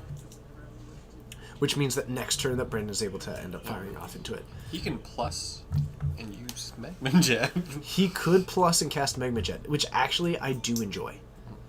But it looks like he's just going to deal the 2 damage. But when you can actually plus and hit the That was Magma actually Jet, pretty good to hit that ritual so he doesn't draw it. I mean, scoring 2 also. Yeah. Looks like we are going to lose the Magma Jet. Looks Yo, like no. Troy's Inquisition. Inquisition's 3 less. The Coleman had it on lock. Okay. So, At this point, at it this doesn't point, really it's matter. in the past. Realistically. We can go over this. Game loss. Okay. He didn't. Someone pointed it out. Yep. It's a long weekend. So, Dark Confidant. Coming on down to the battlefield, it will be a nice draw engine. We're just going to exile the Inquisition of Kozilek out of the graveyard. Keep it as small as possible. Keeps the Tarmogoyf small. One thing that Brandon could be doing is actually activating that on himself in some of the turns where Troy doesn't have a graveyard, again, for the same purpose of keeping that small. And I don't think that Brandon has anything that's going to interact in that sort of way. 2 damage coming in. We're down to 16. Coleman the Watchdog. Yeah, Coleman's sitting right next to it. And I think Coleman tends to listen to the stream while playing his game, so... Hi, Coleman! Ayo. Oh, he can't see that. Okay. Unless he's on the feature. Then he stops. Yeah. So we're going to take 3 for a Liliana. Wait, we're not allowed to listen to the stream while playing in the feature mode. Man, Koth is so good. I love Koth. Koth I great. love how bad Liliana is against this deck. I'll minus. Okay. I'll plus. Okay, I was in top deck mode anyway. I mean, with a Chandra, where are we playing out of? We're playing out of Geek Fortress, located in Snohomish, Washington, in the Pacific Northwest of the U.S. You can also find us at geekfortressgames.com. Check North it out. America, Earth, Solar System. You mean Milky Way? No, the Solar System. And then Milky Way. Yeah. Yeah. You gotta keep going. Why is there no beard Well, first, emote? why is there no beard emote? We have so many beards. We're gonna hit the relic. Interesting. Koga with the sub! 4 months in a row! Thank you so much. I love it. You're great. Thank you for being who you are and doing what you do to help us do what we do. Thank you for your support. It's great. Chandra hanging out, looking pretty cool in ult territory, and the backup Koth comes down. Gonna bring plus it up and attacking in. We're gonna be down to 3. Now remember, if you attack the Chandra to stop the ult, you die to the Koth. Yes. Doro, home is where the Wi-Fi connects automatically. And that is here. So attacking not a viable solution, but then Brandon just ults it and casts anything. It's not like he can't, because then he can just minus the Koth and cast anything in the deck. Yep. If it's somehow more than 4 mana, which a good portion of this deck isn't. I think what Troy needs here is to land Ritual Ether Snap. I don't think that Troy can win. No. Not without that Ether Snap. I just don't think that the options exist for Troy to win on this board. What's in Brandon's hand? Attacking dies to the Koth, not attacking dies to the Chandra. The only way is to maybe let Brandon, because like even if he doesn't have a spell to cast, he just pluses the Chandra, knocks him down to 1, and then you're still getting attacked by the I think the he Koth. attacks the Chandra, plays the Goyf, blocks the mountain. Actually, I wouldn't even attack with a mountain. If he keeps it back to block, let him die to his own Dark Confidant.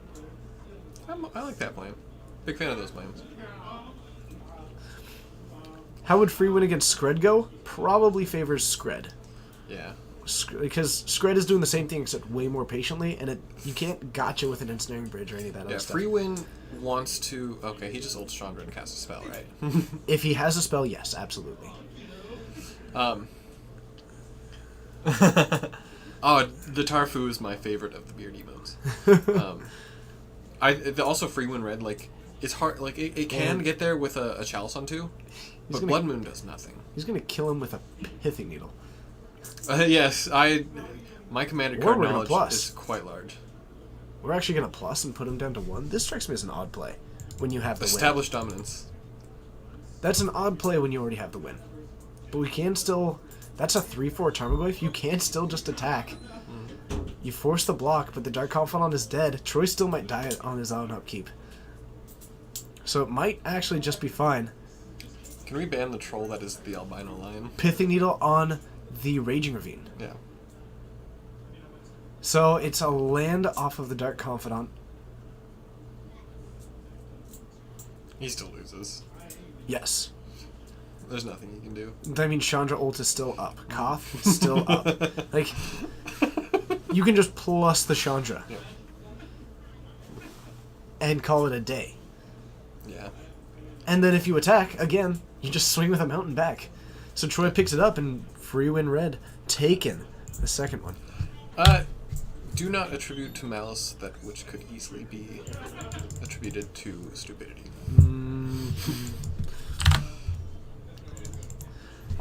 I will say this. Troy is not slimy at all. Like, I would much... Like, I know that Troy works a lot, and I know that he worked... I believe he worked today.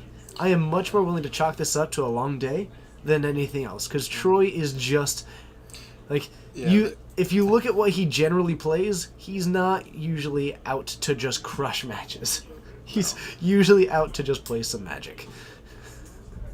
It is... He is playing the slot. He is For certain. making some non-optimal plays. Yeah. Is how I would put it, which happens. I think it is one of the greatest benefits of like such a small thing like this is like we rarely have two people play on stream where we don't know one of them like decently well. Oh yeah, yeah, absolutely. Any question about why it's called free win? No, they're Oh, explaining we're it. answering Someone it. earlier asked why. Because Wait until you see a Blood Moon on turn 1. Yeah, turn 1 Blood Moon. Some decks, I saw Ian during a GPT playing top 8. He just, like, turn 1, like, land, exile, spirit guide, ritual, Blood Moon. He was playing against Escape Shift. His opponent just scoops. Pick him up. Pick him up. That is also true. Troy does not play Junt. He actually generally plays... Grixis Shadow lately has been one that he's been playing around with. Otherwise, he actually is normally a Delver player. Yeah. Because he likes Delvers.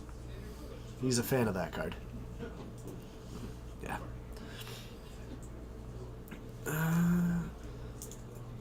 Intent is pretty difficult to prove from a third perspective without... When any all you audio. can see is their hands. Yeah.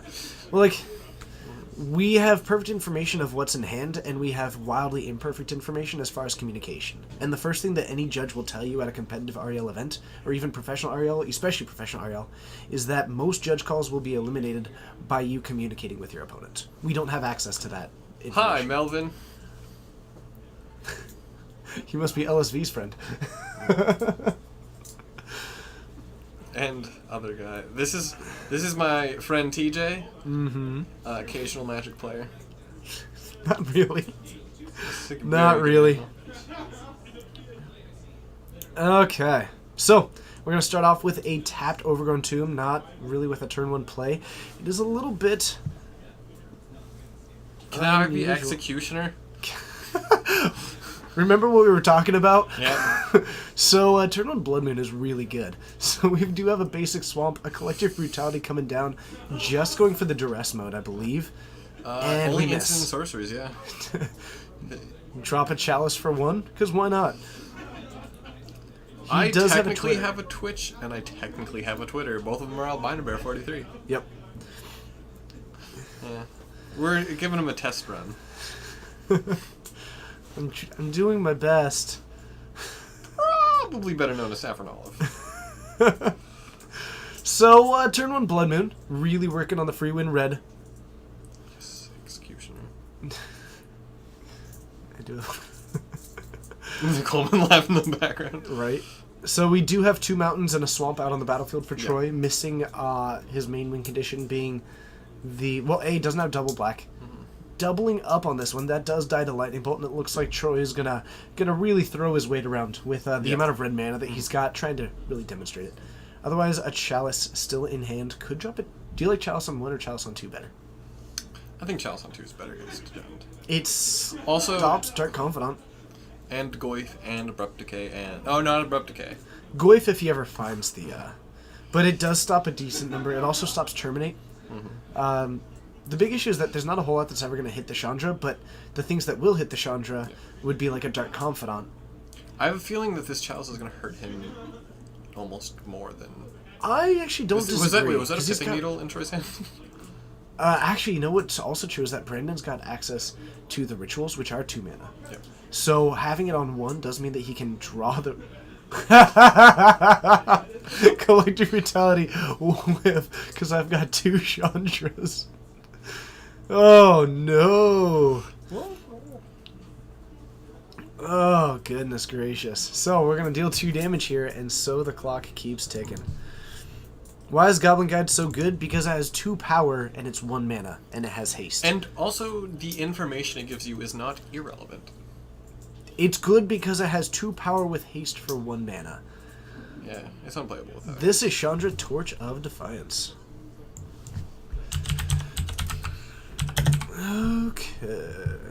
Actually, you do have to decide, like, if you choose not to pay 2 life, a fetch land will come in tapped under a Blood Moon. The info is, like, nice, but it's still a downside. So, Dark Confidant does come on down. We've got the Chandra. If it's actually a concern, you can just minus it. You could also just minus it and then play out the other Chandra. But you can also just plus it and keep dealing 2 damage over time. That's a Pithing Needle that he can't cast. The sweet Pithing Needle. You can also just plus the Chandra and potentially cast a card. Yeah, And I you- think that's the best idea. I mean, you're still dealing with that. I'd cast it. I would cast it. You have oh no, you can't. Why not? Chalice. I would cast it. I would cast it, it gets countered, I can And then flash flash it it back and have it get countered. This is brilliant. Well, because then you're exiling things out of the graveyard. It's like you Yeah, have but 2 what if you ever relics. just... He has a lot of things that can destroy that Chalice. And it gives you more options. To keep it in the graveyard? I'm not so certain. Ooh. A Chalice remembered, Troy. A does not Chalice trigger remembered in the Geek Fortress stream. It is a notoriously forgetful card. Not nearly as vigilant as we see them on Moto. So we've got a basic hand. I don't know, my Moto Chalices are pretty... Pretty sloppy.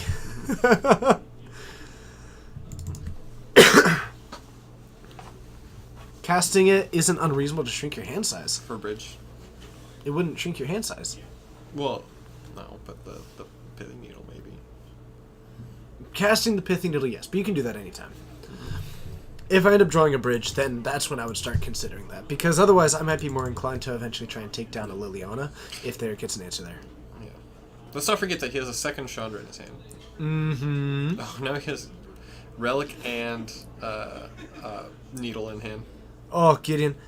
8-whack, great. 8-whack is great. So we do have a Relic and a Pithing Needle in hand and a Ritual, all of which are pretty dead. Honestly, I would just keep dealing 2 damage all the I time. don't think he's worried. Oh, that you almost forgot his Chalice. So we're gonna, like, Ooh. with Double Dark Confidant, all your work is getting done for you right He just now. hit double land though. Double mountain. he hit 2 mountains off of that. So that's pretty good. If he's playing an Inferno Titan, he can activate it so much. It's not like Brendan can put down the Pithing Needle. He's gonna cast his Barrel Down Sokenzen for so much damage. That's a Chalice. He can actually just Chalice on 2 here. I think that's what he wants to do. It stops Troy from killing his own Dark Confidants. It does. I actually love Chalice on 2 here. He can't cast the Liliana. It looks so good. Brandon has got the Chandra up. Now, actually, and you've still got the ability to cast the Chandra in your hand eventually. Yep. I think that is where I am at. I think 100%. I Ritual cast it. The only downside there is that if you draw like a Magma Jet, you're in trouble. Right. So there is down. Oh, and we're actually just going to cycle it to get another Chandra activation and keep it alive for the next turn. A little bit of a riskier play because it is going to go. It is dead. This is basically a play that depends on Troy dying here. And Oh. But he can't kill the Chandra. no. So this is just about done. He just passes. No, he's gonna. Oh no, he can't fetch. Can't fetch. That's a mountain. All right. So Brandon gonna take the win with Free Win Red against Jund. Now you might be wondering, why would you? What meta would you ever play Free Win Red in? I would play it in a meta where people are playing real modern decks, Like Jund. like John. Yeah. Wouldn't yeah, play it in Brew City. Probably not. You're that actually. I might be brews are still tend to be fairly mana base intensive because that's where the brews are. But anything to where you have a decent amount of budget magic, like Yeah. red deck wins, you start looking at Merfolk and all that stuff. It does get a little bit trickier. Oh hey Melvin, I just rolled up pretty recently. I'm gonna go find another match. All right, let's head on up. We'll see you there. Unified Modern, nice. I dig that.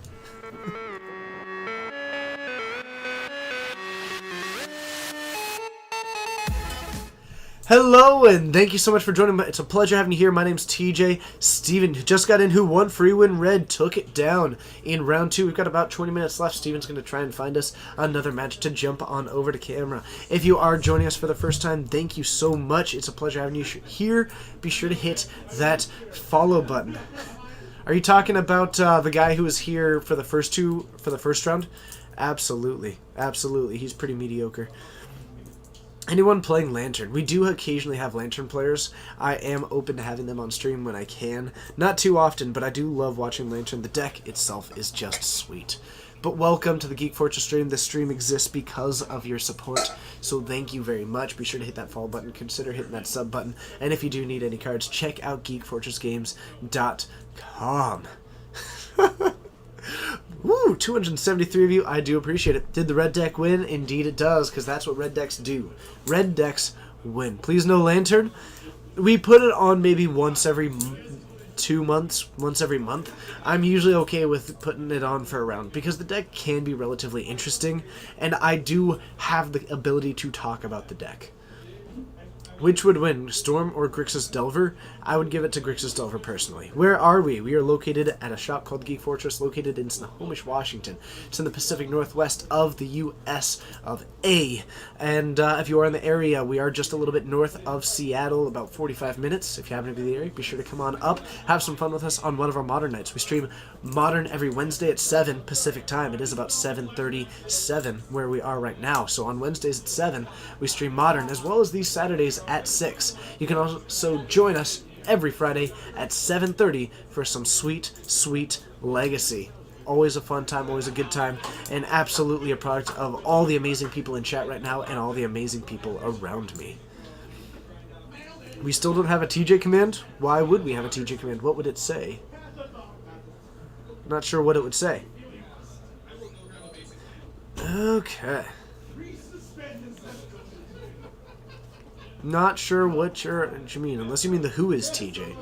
There's a Who Is TJ command, which exists. So that one is relevant.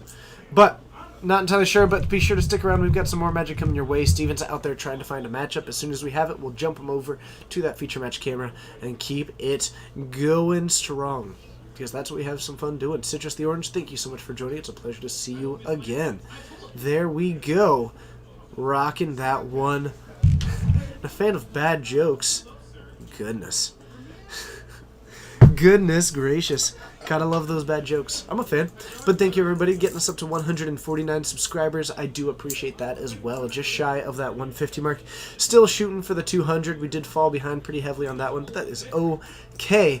Having a goal is a goal. Looks like the guy from Viking. I haven't seen the show, so I will say thank you until further notice. You are in Vancouver, so you can watch all the stream because it's the same time zone. That's perfect and brilliant. You're gonna have a game 3. Perfect. Where's I don't know. I have no idea where he went. Okay, who's facing the wall? Facing the wall is Eric, and he's on Blue Moon. Lame. And facing the other way. He should be on the Coleman. brew.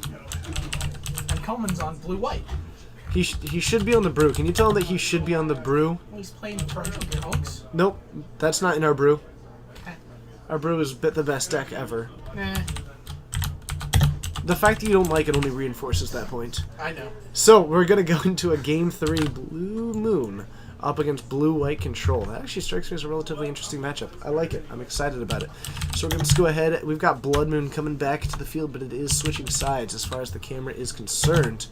And we will be heading down there shortly. Alright, let's head on down. It's time for Game 3. We will see you there.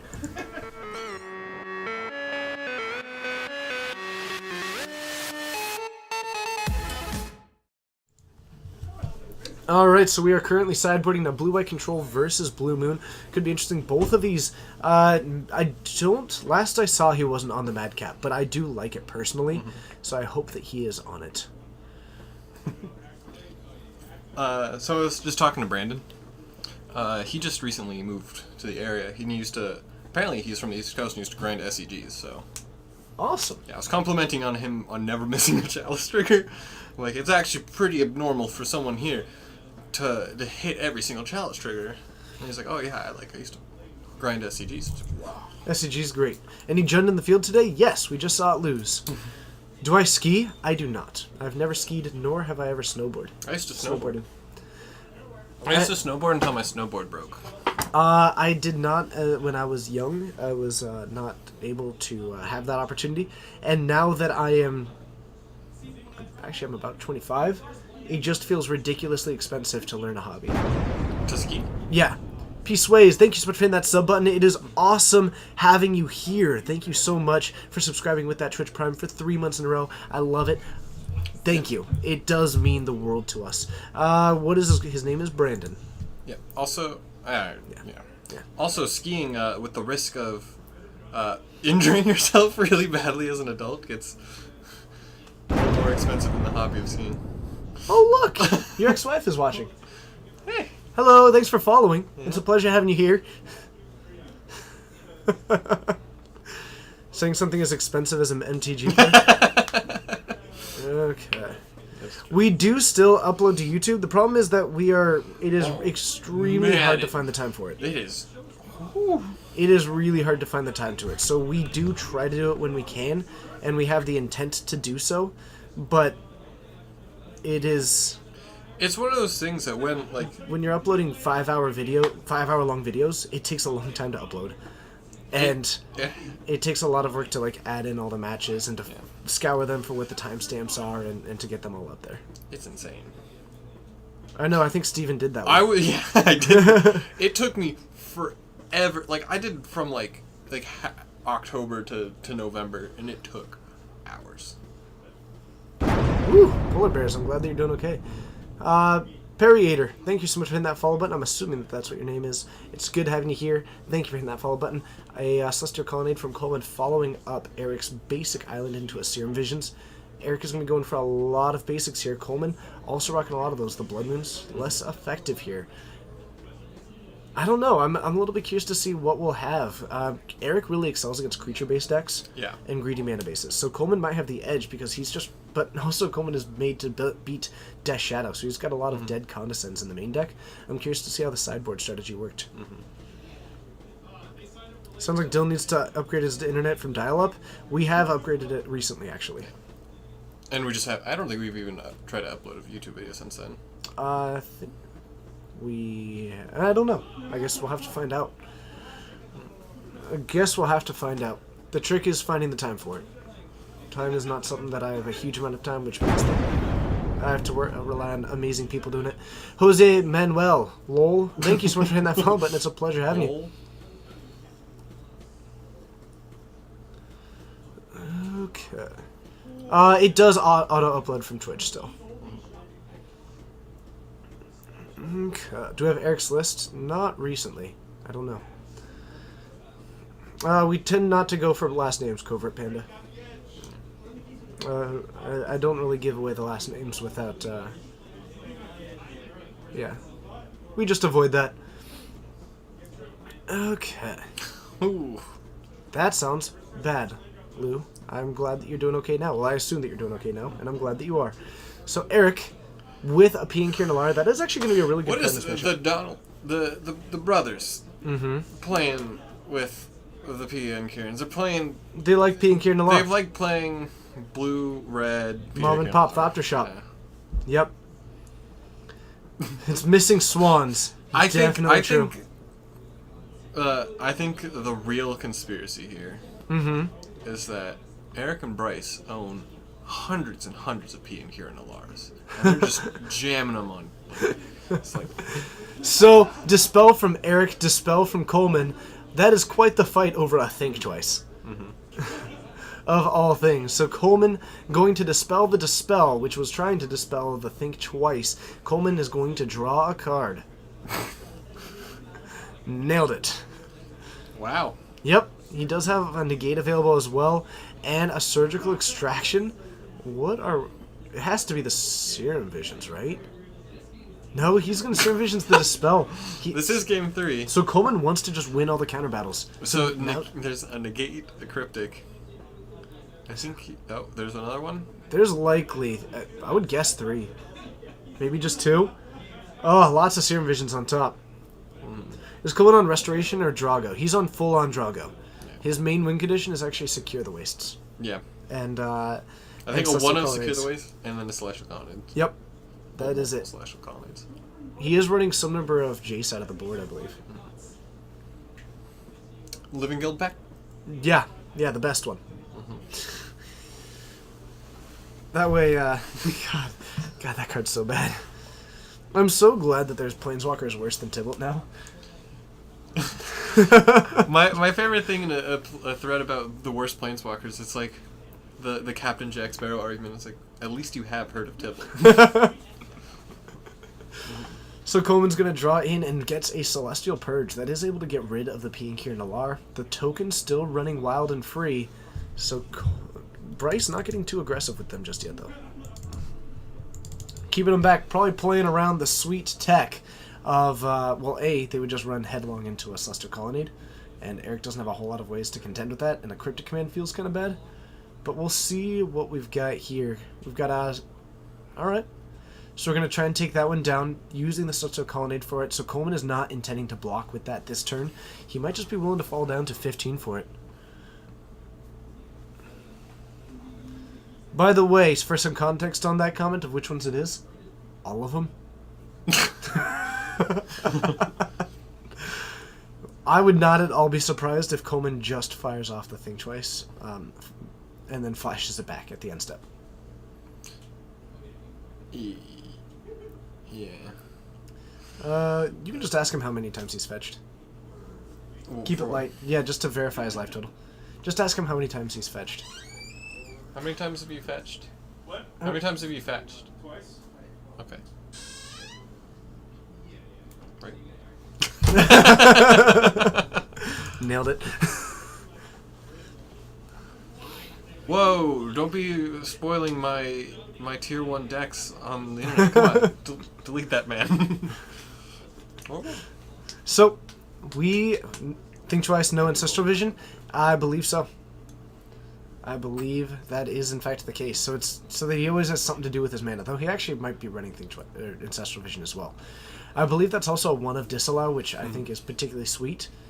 I think he's currently ditching his ancestrals just because of the spike recently. Maybe. So he does have the option of disallowing this negate. Is that worth it? Maybe. Or would you rather... I'll just negate the negate. That seems fine, too. I do like that they're both playing... He tapped weird, but I do like that they're playing He did the tap same art strangely. of negate. Yep. I have no banana bread, but I'm still happy. Me, IRL. So, the negate comes down. Eric, the back and forth in this one is just thrilling. I mean, people say that the stack doesn't exist in Modern. False. We have seen 2 counter battles. I am really prepared for a brain freeze right now. Are you? Yeah. That would be pretty cool. Well, other than the lack of mana we're able to cast. And Doro, I know exactly what you're talking about. So Cryptic Command counters it, draws a card, which counters the negate, so the negate resolves, taking down the... Well, so they're both in the negates. or it looks like he actually may have just pointed the negate, or this kind of... I think he cryptic the purge. Yeah. I mean, getting straight to the point, essentially. Cutting through the middleman. Eric is able to take that one down, and Coleman is going to fall down to 12 off of that hit. Eric's been winning the counter fights each time. Coleman's kind of falling behind. All he has is a disallow at this point, and a I can't neat wait to see colonnade. him disallow something really sweet. Or... Is this a main phase Sphinx's Rev? Yes, because Eric's tapped out right now. So he's just going for it now while he can get 5 cards in hand. Eric gets a free turn, but Coleman gets 5 cards. I think that was largely land. I really liked this new Modern Masters because of all of these X-cost mythics that in my head are worth like a lot of money are now not. Yes. It's a weird thing. It is great. I saw someone leave behind and entreat the angels to Straff Chaff.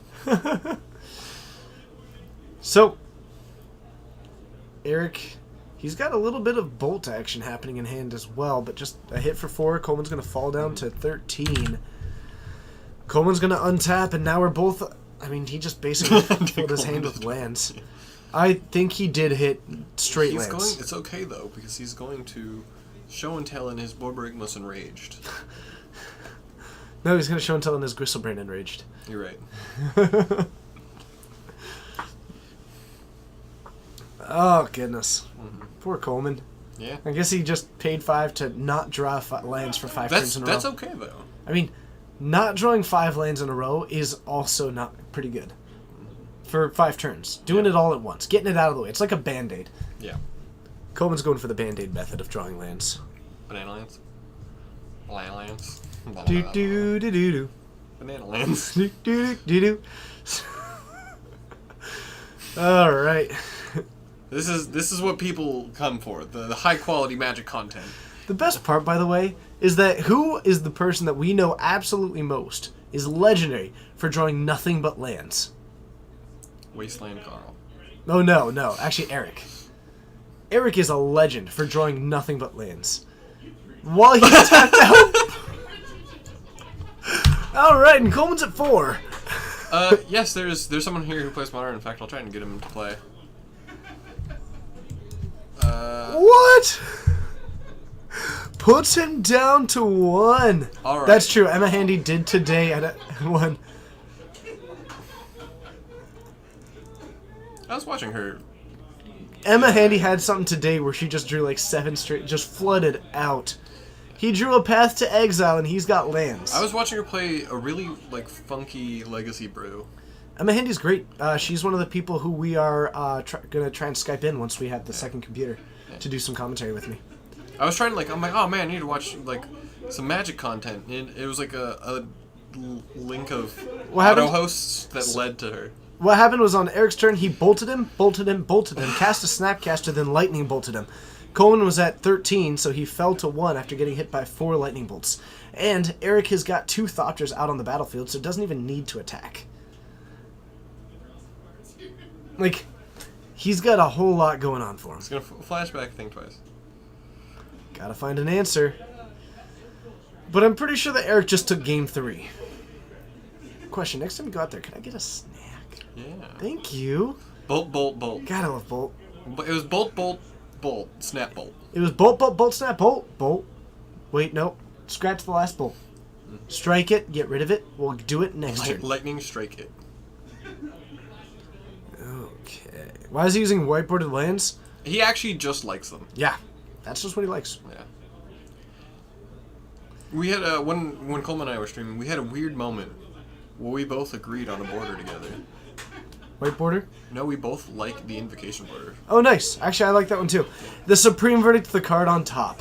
So, Coleman falls to, a loss. He falls to a loss. He falls to Eric on Blue Moon, and it looks like Coleman just wasn't able to handle the night. No. He's been playing a lot of Zelda lately, and he hates it when all the enemies respawn. There's a Blood Moon in Zelda, Oh. and when it happens, all you get the enemies respawn. It's, I think, the mechanic that they have so that when you kill things, that you don't eventually just have a world empty of monsters. That makes sense. Yeah. Anyway, let's head on up and see you up there.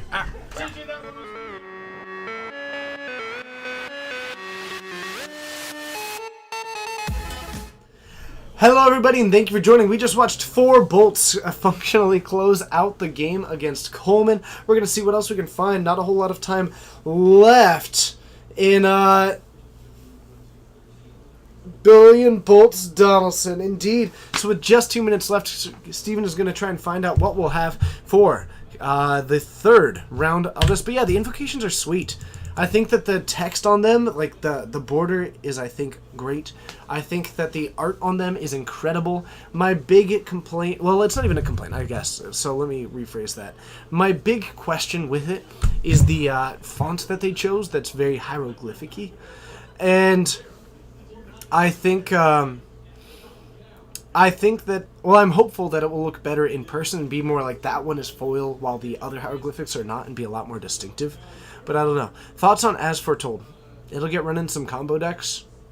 People will brew with it a lot. It might be good, but I don't really know. It'll probably be as inconsistent as we've seen other similar strategies. Does that make it worth it? Very possibly.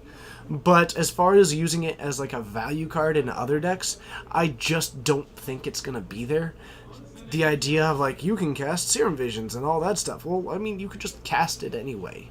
So, Living End, I think, will likely play one of it so that for when you draw the Living Ends. That one I do believe. Yeah. But I don't know. We'll see. I think that the invocations overall are very cool. And even for the people who disagree with it, my hope is that we can at least accept that the invocations are a fantastic step in the direction, like a fantastic step in a direction, and whether that direction is right or wrong, the fact that Wizards is able to move forward with things, I don't know. It might be better than Pentad Prism. I don't think it's better than Pentad Prism.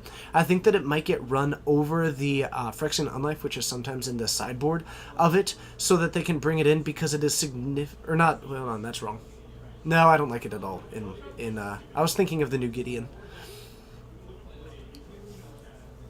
The art for Entomb, yeah, the art is so good. Give them props for trying something. Exactly. Wizards is a company which very much has the capability, and like could very reasonably in most companies, kind of stagnate with what they're pushing into. And the fact that they're still trying to push themselves into a realm that has never been tried before as far as those borders, I mean, that is a huge diversion from what their standard is. So going for that is pretty significant. I just want to point out I'm wearing a red shirt. So it's like I called it, that I would lose to red spells. I think wearing a red shirt is just calling that you're going to die. Well, I mean, yeah, that happened, so. It's okay. I guess you're just going to have to trek your way to the XO bracket. X1 bracket? X2 bracket. You're just going to have to trek your way to the top of the X2 bracket. Well, it's only fair I lost to Tron, and then I lost to Bolts. So I'm running my greatest hits. Bounty of Luxa. I'm really excited to see Saffron Olive play that card because no one else will. I don't even know what the card is. It's the one that every other turn it either draws you a card or gives you blue, green, and colorless mana. Yeah. I'm excited for Saffron to build something with it, because sure. No one else will. Also, what's with the hate on white borders? Oh, I don't Come know. on. They said, why is he doing that? To tilt his opponents? No, because he likes I it. really like white border lands. Yeah. I like Alright, white border true. cards. Talking with people off camera is the worst ever. Dude, I'm not off camera now. It's the worst. Yeah, that's probably true. Hashtag ban Bolt. Okay. If you ban Bolt, aggro gets great. You were thinking about running Smuggler's Copter in your 8-whack. Good or bad idea? Not an 8-whack. I think running a Smuggler's Copter in 8-whack puts you into a different direction. And it's running Smuggler's Copter in 8-whack is a little bit interesting because you're running the card to basically fix for when you're jumping into the late game to make the deck more consistent. But by running the card, you're putting yourself into that position. So it's like, well, the card's great when I fall behind. Well, by running it, you're making yourself more likely to fall behind. So it's this weird it's actually self-conflicting. It's talking off camera is pretty entertaining occasionally. I don't know. I consider it one of the rules of streaming is that you to not talk with people off camera generally. We're just waiting for pairings. We're waiting for pairings? Yeah. Nice. Thank you One of so them much. is for you, the other one is for me. Ooh, Your do you choice. do you have a preference? No. I haven't really dabbled in this recently. So, let's rock at that one. What do I Hi. think of a one of Drakehaven and Loam Gifts? Loam Gifts is so unfixed as a deck list that I think that it's perfectly reasonable to try it out. I think it's more likely to see a one of Drakehaven, potentially, maybe, not guaranteed in the sideboard of Living End, to get around Graveyard Hate. I don't know. At the part where you have to pay for drakes. Oh, is it pay one? Yeah, you have to pay for them. You have to pay one for drakes. Colors blue, very blue again? I can fix that. I You can change fix this that. background. I cannot change it while we are streaming. Weird. We'd have to go down and then reopen it again because we basically have to change the code of the server. That's awkward. Yep. It is awkward, but it's also awesome. Let's see here. I bet I can do this. Does that look warmer? That looks warmer. Oh, well, it's way warmer. Yeah, let's do that. It looks spicy. Oh, man, we're like a tamale together. Hot tamale, hot tamale. Yes. Do you like a tamale, tepid tamale? You're going to Bellevue. Have fun. I was there today. Oh, yeah. I missed all the cool talking about As Foretold, and I don't think it's a very good card. I don't think it's worth any of the things that... I agree. All of the cycle of... Like, I think it will get played in But you like could- Restore Balance and in Living End. I think, yeah, I think it's the way that SRAM made Cheerios a little bit of a cutesy deck, but I think that it's just going to do the same for Restore Balance. I think it's going to be like it's similar to Chalice. It draws comparisons to Chalice in that it's like 3 things every turn. But one of the best parts about Chalice is ignores timing restrictions. And is not 3 mana. It's 1 mana. You play it on turn 1 and you let it go. What chalice are you talking about? Chalice, Ether Vial. Vial. Oh, okay. Vial. Vial. Yeah, it draws parallels to Vial. They're all cups to me. I know, Ether Chalice. Come on, guys. Oh no! I've accidentally spoiled all of the future knowledge I have of the Ether Chalice. Or Chalice Vial. It's just like, what's the word I'm looking for? All vessels look the same to me. Yeah, I think As Foretold is cool.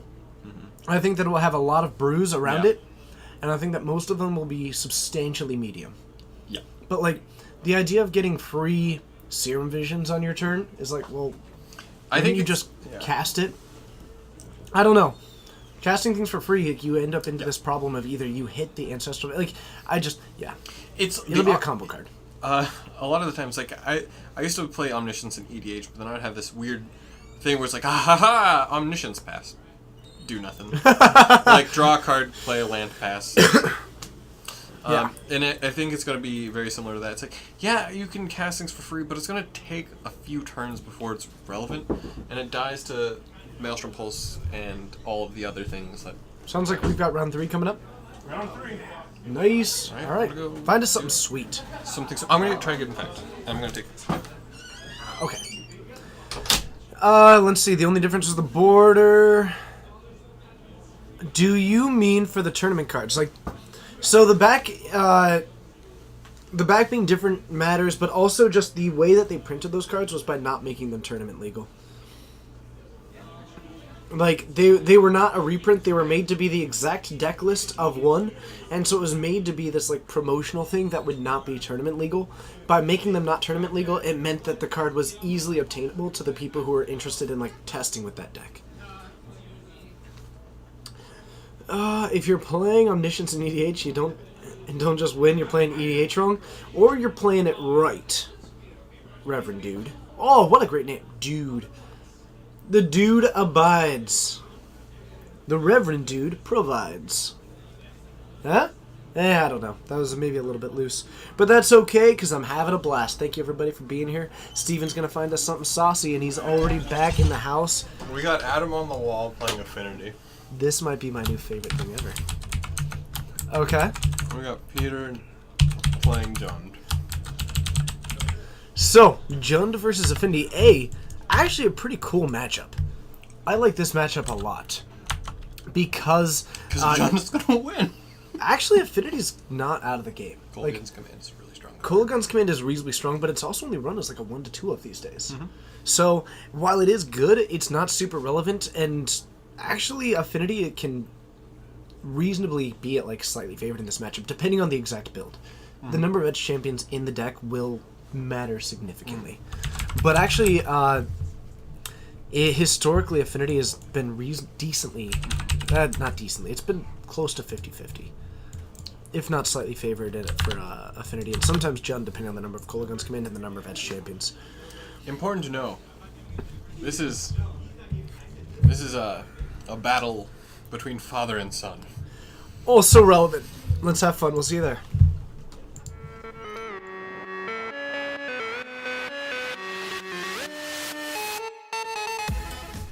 Just a quick reminder to please keep the stream family friendly.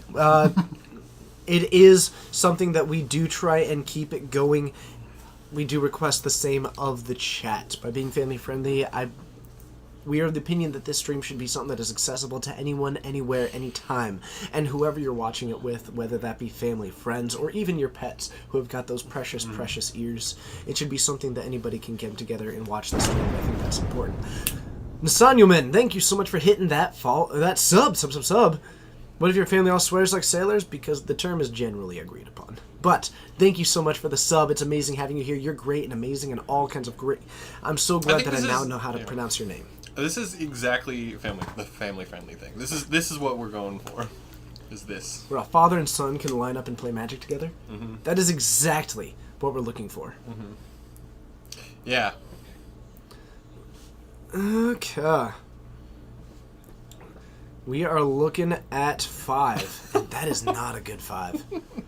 Okay, we're actually at 6. But still, it's still a pretty bad 6. It's got 2 damage pretty I consistently. think he's keeping. Yep. I mean, if he hits it like a Mox Opal off the top, especially if he's on the draw, this might be a somewhat reasonable keep. Looks like it is close to 50-50. I don't know if I can handle this. I don't think you're ready for this jelly. It's just so adorable. Hits the other land drop, so we are going to have a turn 2 Steel Overseer. The exact way I play Affinity. Drop in probably the Signal Pest. This is not bad, actually. As far as the 6 goes, next turn with a Steel Overseer coming in, this is going to look pretty solid. But the Bolt taking down the Signal Pest, good way to disable that. That was one of the big payoff pieces. The Ornithopter's significantly less relevant on this board. If Peter has an Abrupt Decay, taking that Steel Overseer Maelstrom Pulse is going to move him into a pretty favored position. That is a 3/4 Goyf already. Yep, artifact creatures do make big Goyfs. Ooh, he's got the Opal. Can't bolt it though. He can. Oh, he can, yes. There's already one in there. He can remove the Tarmogoyf if he chooses to. Which is awesome, by the way. So if you have a Maelstrom Pulse, do you hit the Steel Overseer or the Ornithopters? Second Ornithopter, yep. Yeah. Do you kill the Lily? He's so ready. He is so ready to smite that Goyf. But actually, is he? Oh, he's actually being pretty patient with this. I like this. He's not got a whole lot of plays to make at this point, and he might be also just trying to get into a position to maybe try. Like Peter's gonna have to plus this eventually, but trying to get more information on what he may be able to do on this board. Draws into yet another land. He can activate this Inkmoth Nexus, however, and start getting some of that infect damage going. Looks like he is just going to be going for that one, holding back on the Inkmoth Nexus at the moment. Oh, okay, so, yeah. So he's just going to be going for that one. I like how Peter puts the third die kind of like, hey. Yeah. Are we face? Going face? Are we going face as the place? Oh, what a... Oh, no, okay. He was going for the Goyf. Takes that one down and actually can kill the Liliana here. could also just knock Peter down to 17 because Peter has to plus. Yeah. So that means that Adam did get in 1 damage. That's not going to really change. Raging Ravine coming in tapped. We'll see what we've got. Hello, the real Arsenal Munch. It's not the real Arsenal Munch. They changed their name to bother the real Arsenal Munch. I don't remember who it is. But I can't handle this. It's too adorable. So, plays I'm too excited. plays a backup Liliana, minuses it, takes down the Ornithopter, uses the Mox Opal and the Darksteel Citadel to put in another Steel Overseer. Huh. Okay. So we're going to activate on that one, and we are going to bring this active. Looks like we may have missed putting the counter on that, but we might just be killing the Liliana. Or are we going to go for the poison? Alright, so it, in theory, could have actually been a swing for 2 last turn and 3 this turn. So in theory, Peter could be at 5 poison, as opposed to the 1 that he's at right now. And I'm curious to see if that ends up being relevant. I don't remember. So we shall see what happens, because actually it would be a 3-3, and with both of those counters, if Peter doesn't have a removal spell in hand, that Inkmoth Nexus actually could have been lethal. Because the activations from the Steel Overseer's next turn will make it the remaining 5. And if it's just an Abrupt Decay, that's not enough. And a Lightning Bolt actually would not have been enough either, though it would take down the Steel Overseer, so Adam would be able to put him to 9 poison in that theoretical world. Yeah. I still think Adam still technically has the advantage here. Oh my gosh. Steel Overseer Tribal is rocking strong right now. This one. So we are going to bring that one up. We are going to activate the Steel Overseer. We're going to put a counter on each of these, moving one over onto that. And we're going to swing for 2 of this poison. I'm fairly certain this was Peter's idea. I didn't have any say in this. Really? Yeah. Nice. So he's going to take down the Liliana this turn. Yeah. Get that one off the field. It was at the 2 counters to be able to start minusing. Don't understand why we're watching this, because we're currently in the middle of our weekly Modern tournament that happens every Saturday. We do this stream every Saturday at 6, and you're joining us in round 3. And that's why we're watching it. Yeah. And Affinity versus Jund is sweet. You know, Sovereign 226, there's a lot to say about destiny and free will and why we're all here. And I think it kind of goes beyond the scope of the stream to discuss it. Alright, so we're going to try for 4. Are you getting existential with me? So we're going to fall down to 13. How literally you want to take the question.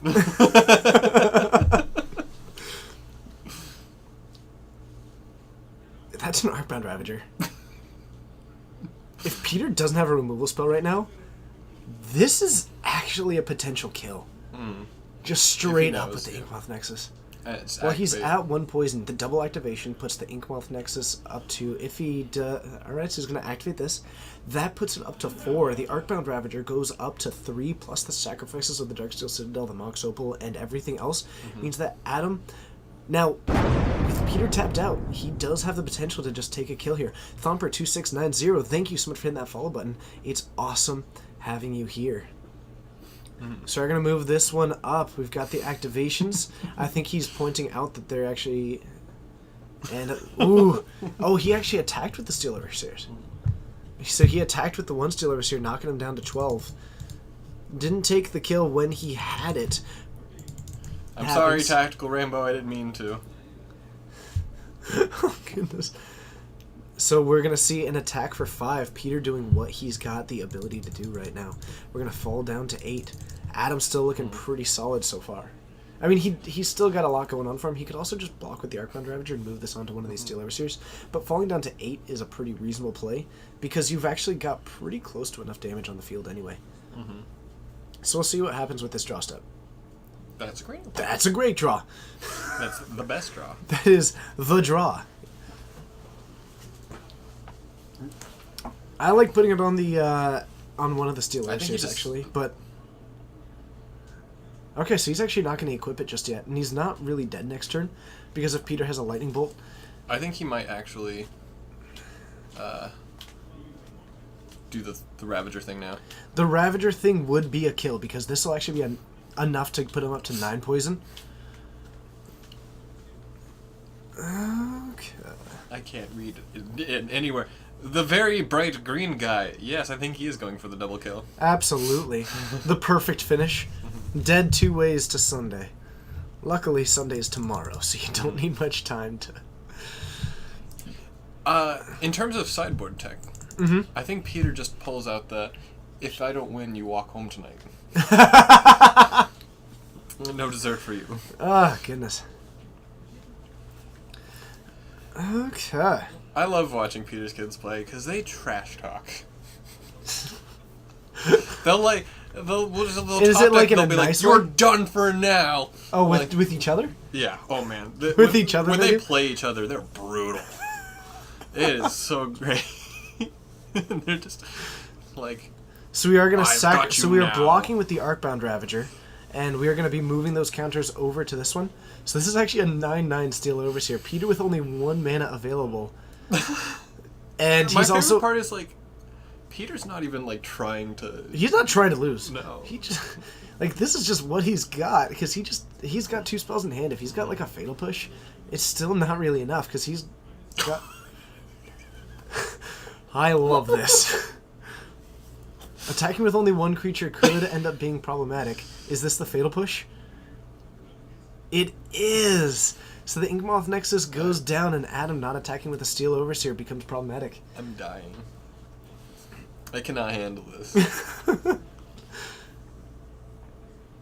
Do you... I actually like casting this. I'd happily go down to 6. Just to go for like the 2 Steel Overseer activations on all of this lifelink. And again, you've got 3 lethal attackers, and what's the Steel Overseer going to attack? Attack into a 10/10? Like, okay, and he's got It's things- also really important that he plays this because he doesn't just die to the Maelstrom Pulse. That's also true.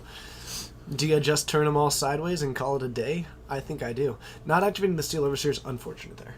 But I don't think it's going to be too punishing. So, 9 poison, 12 life, and just going to jam in with all... Keeping back... Oh, no, he's making a big old Vault Excursion going for some lifelink value. Oh, this is dangerous though. It is dangerous. I mean, he either wins or loses here. Well, he is at 6, so that would be enough. That is a cranial plating.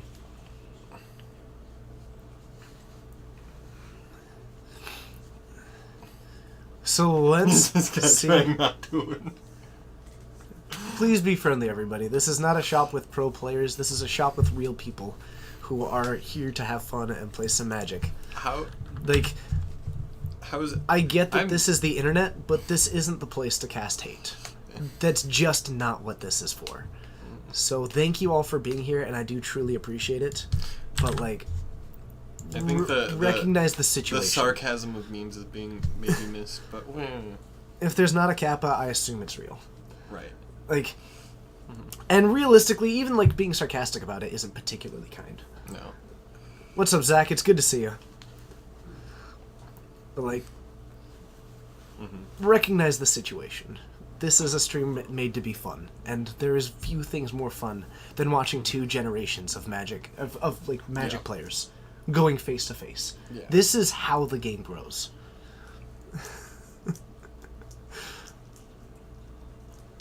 Okay, so a Terminate looks to be taking down one of them. We're going to double activate, and that actually is going to be enough. If Peter doesn't have another removal spell, this is going to put 2 counters onto the Blinkmoth Nexus. Peter's at 3. Did he double activate too? Yeah. Oh no, that's just sitting at the side. Okay. So, Lentz, That is a 14/14 Steel Overseer. that's not small. No. It's not a small one. So he's still got a 5 or 6/6 flyer coming at him. Yeah. Okay. I agree, but those things, like, without a kappa, it is extremely hard to judge those things, and I do know that many of these players go back and watch. And I know that when these players are kind enough to be on stream for us, it is not the most exciting experience to go back and see. Okay. So Adam takes game 1. Bashes away with a Blade Cloth Nexus. Try and go for the double kill. Didn't Go. quite get there. I mean, 9 Infect is pretty close. Peter did have all the removal. Adam missing lethal a couple of times. Like, he did have an Inkmoth kill at one point, and then also just a couple of times holding back the Steel Overseers, maybe being a little bit overcautious about the Raging Ravine when the kill was presented as well. But that's just something that happens, you know? So, moving into the sideboard against this deck, you have a couple of interesting options. You can bring in... Inquisition is kind of medium because it's a deck that's trying to be in top deck mode, so I'm not thrilled with it. I might like Spell Pierce because of the amount of those removal spells available, but when the game goes long, they're not nearly as effective, but I do like some number of Spell Pierce. If he does have any backup Edge Champions, that is a fantastic option. Gear per Aether Grid, not fantastic. So it looks like we are just bringing in about 4 cards. I'm not entirely sure what else we might see. If he's got any relics in the sideboard, those might be coming in to take down the Termaglyphs. For Peter, Shatterstorm, Damnation, More Kitchen- Kolaghan's commands. if I don't think he has any in the sideboard. The big thing is like any removal. Kitchen Finks, not super effective. The one thing is like it gains you 2 life, but it's also a ridiculously bad blocker. We're gonna Peter talk hates about Legacy. yeah. Peter just doesn't enjoy Legacy at all. He actually just does not like Legacy. Which It's always funny to hear Peter when Peter's a really chill guy, Peter's but super he gets chill. really passionate about some things. 2 things recently he's got very passionate about: his absolute hatred towards the Invocations, and then also, why would anyone ever play Legacy?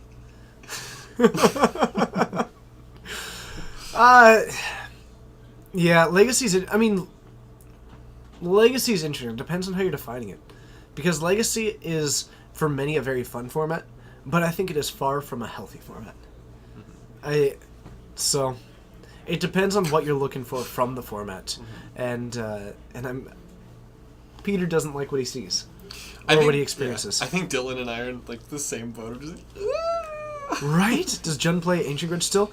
Potentially, often as a potential on the sideboard. I would be very surprised if he didn't have maybe 2. David versus Goliath? Nice. Yeah, I wouldn't be surprised if he had about 2 Ancient Grudges in there. I would expect Peter to be bringing it in if I was from Affinity side of the battlefield. Okay. Yeah, Dylan, where's the castle badge? He has subbed in the past. He probably just ran out. I mean, Legacy's an enjoyable format. It has a fantastic... the player base on it is generally very impassioned towards Legacy. They have a blast playing it. Yeah. And realistically, the format is fun, and it would be a completely different format if it was still a... for lack of a better word. So for the Legacy fans, don't take this the wrong way. But if Wizards still cared about Legacy, the format would be hugely different. There'd probably be at least 3, Deathrite Shaman and Brainstorm likely wouldn't be in the format. Yeah. I think Dylan's chipped in a little more than $5 a month towards the stream. I think he's gotten there, yeah. Thank you so much for hitting that follow button. It's awesome having you here. You are a rock star. Yes, Dylan supports the stream pretty heavily. Well, for starters, he lets us be here. That's big. I think most of the things involved are his. Less than you'd expect, but a good internet amount. and the computer. But a good amount. Yeah. The room we're in. The room is The definitely his. air we're breathing. That generic brand snack you just ate was purchased from him. Our new computer is going to be so sweet, though. God, I'm so excited. What? Computer? Yeah. I love computers. What castle badge? I like the sass, Dylan. Fraternal Splinter Twins is a fantastic name. That's just a good one. There's some phenomenal names on Twitch. The coupon bug. Coupon. The coupon bug! Thank you so much for hitting that follow button. It's a pleasure having you here. You sound delightful. I hope that you are a phenomenal person, and in fact, I think you are. Played a total of 5 turns in round 1 of Legacy 1K. Lost to Tinfins. Don't feel bad, because that's what Legacy is. Sometimes, yeah. I do love it's so funny, because the difference is, like, Legacy has generally longer games than Modern. But I think that is almost 100% because of Miracles specifically. Thinking about Which is like brainstorms. 20% of the meta. So, but like in every matchup where there is a Miracles deck, then yes, the matches will go longer. So I like playing Burn against Miracles. That's probably one of my favorite matchups of Magic. Burn versus Miracles? Burn, because you just feel so good by yourself. You're just like, all right. It's like game 1 is draw dependent, and game 2 is just like exquisite firecraft, exquisite firecraft, exquisite firecraft. Inquisition kicking things off. The new Spire of Industry, which I think is just a straight better card than Glimmervoid in this deck these days. Gonna take the Etch Champion. Phenomenal take, because Adam has no way to accelerate out this Steel Overseer, so it is safe. He's got time to deal with it, and Etch Champion is such an incredible powerhouse against this deck. That's a good draw. That's a... Yeah. Yeah, absolutely. The Mem Knight's just not enough. There's even a reasonable argument to just saving it in hand for now. But playing it doesn't hurt too much either. You can do pretty much whatever you want. If it was an Ornithopter, I might consider holding it back more. A Mem Knight can at least attack for 1 next turn. So. Let's see. What's that legend? That is Knight of Souls Betrayal, Tarmo Twin. It does beat Affinity, yes. He has run it in his sideboard in the past. I don't know if he currently is. And I will keep my eyes open to see it out of I don't think he in does. the deck. He has in the past, and I know that he tends to switch things up occasionally. You sideboard for the meta that you expect, and our meta tends to shift every month and a half. It Probably tends to every month. shift between Wednesdays and Saturdays. There's that, but actually, like, they'll even conglomerate a little bit, but it'll be like control heavy, which will get answered by a bunch of mid-range suddenly, which will get answered by a bunch of aggro, and then everyone will bring the control decks to, like, stomp on that one, and then we'll get, like, some combo going, and then people will bring in the different aggro decks to beat the control deck.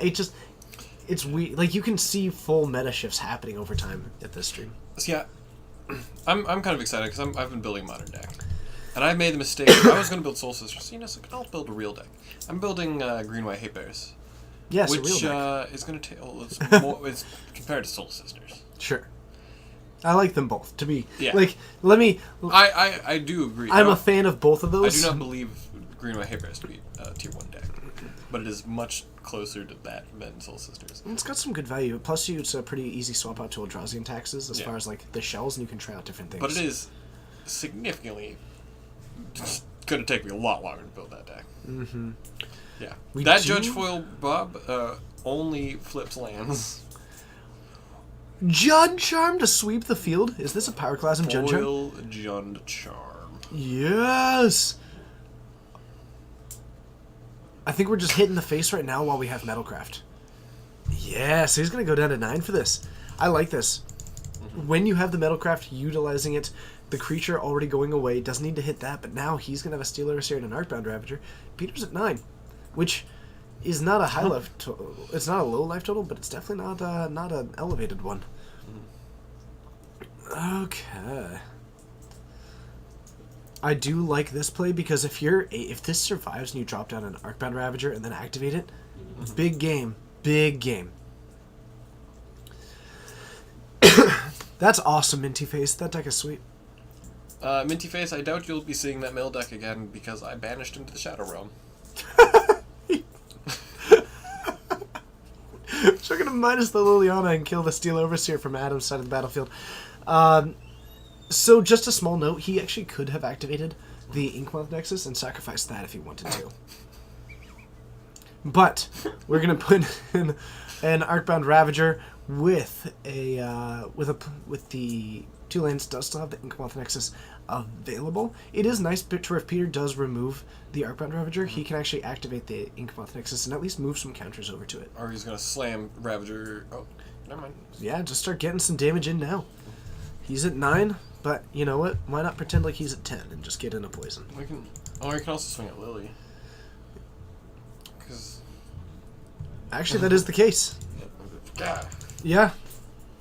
So taking down the Liliana. Isn't Inquisition okay when you're on the play? Against, it's more a matter of...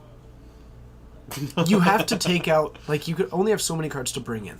So you're going to take out other cards first. When you're running 6 discard spells and 4 Lilianas, you don't bring in 10 cards. You're going to be running some number of those.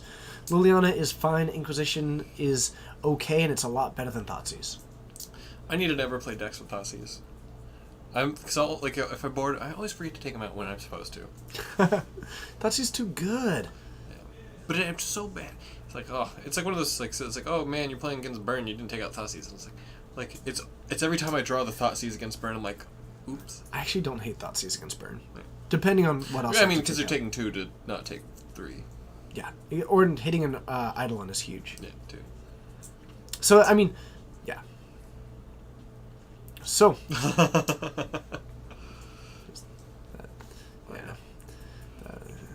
I can't help but giggle. Lol.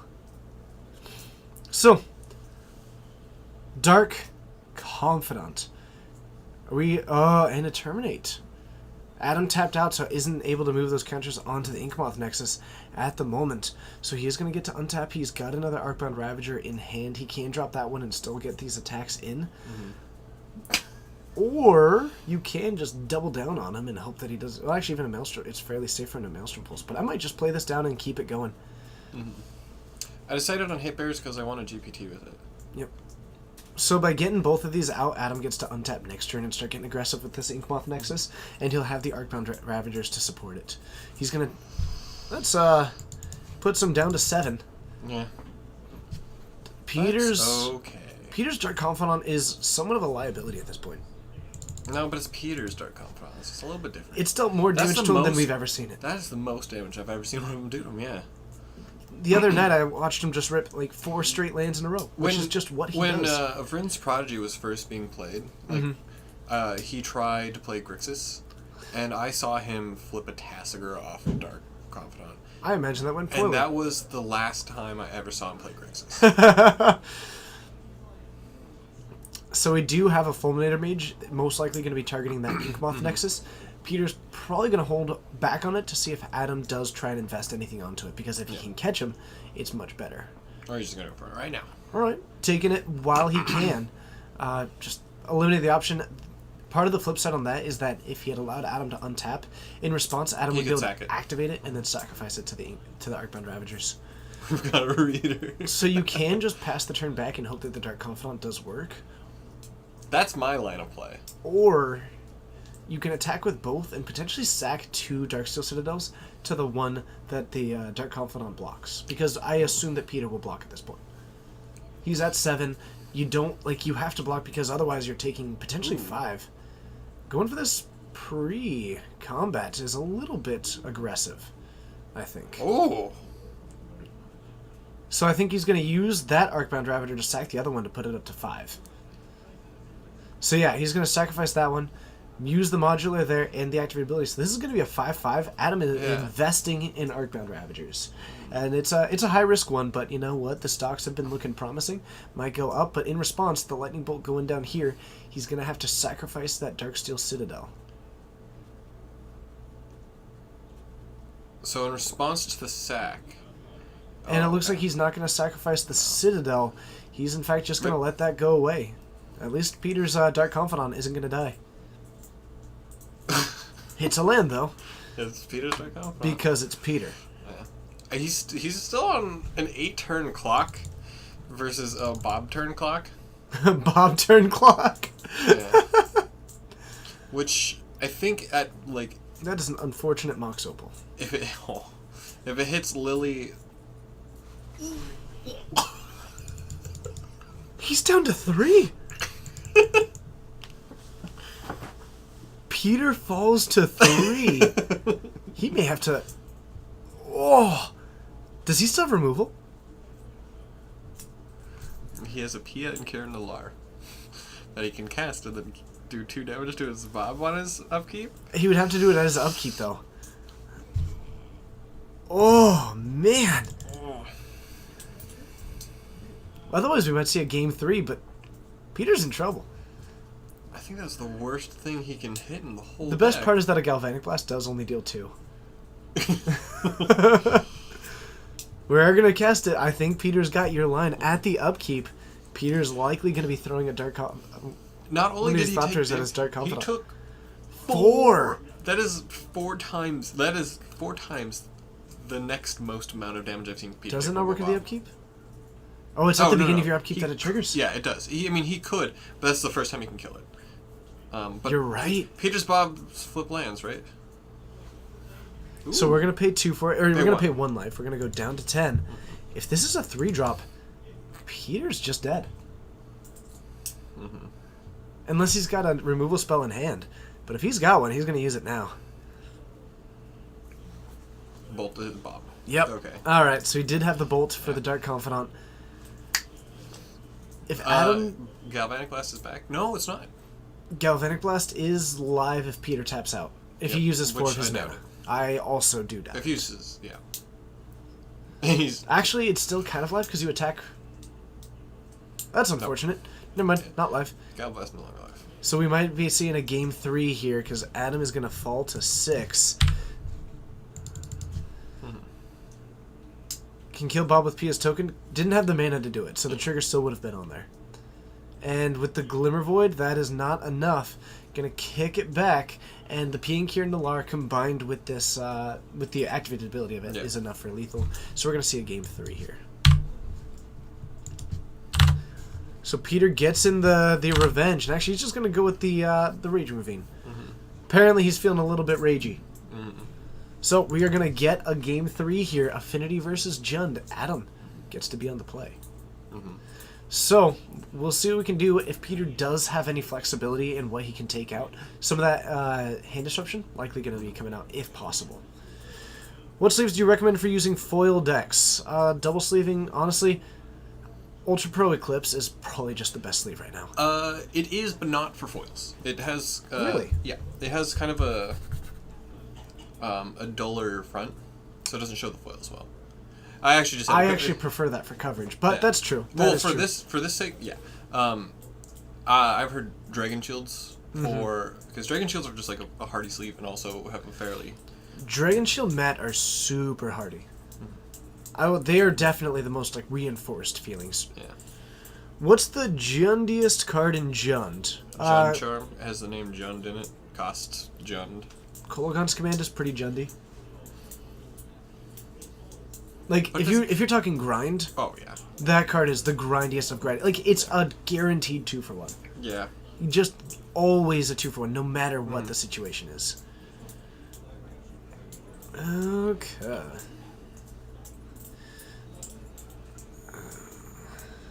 Yeah, I've heard Eclipse sleeves are just like solid sleeves, but they're not the best for showing off foils. That's fair. Oh, what's up, Josh? It's good to see you. Your vote is for Raging Ravine. That's interesting. Can we ask him what sleeves he uses for his Jund deck? We can certainly ask.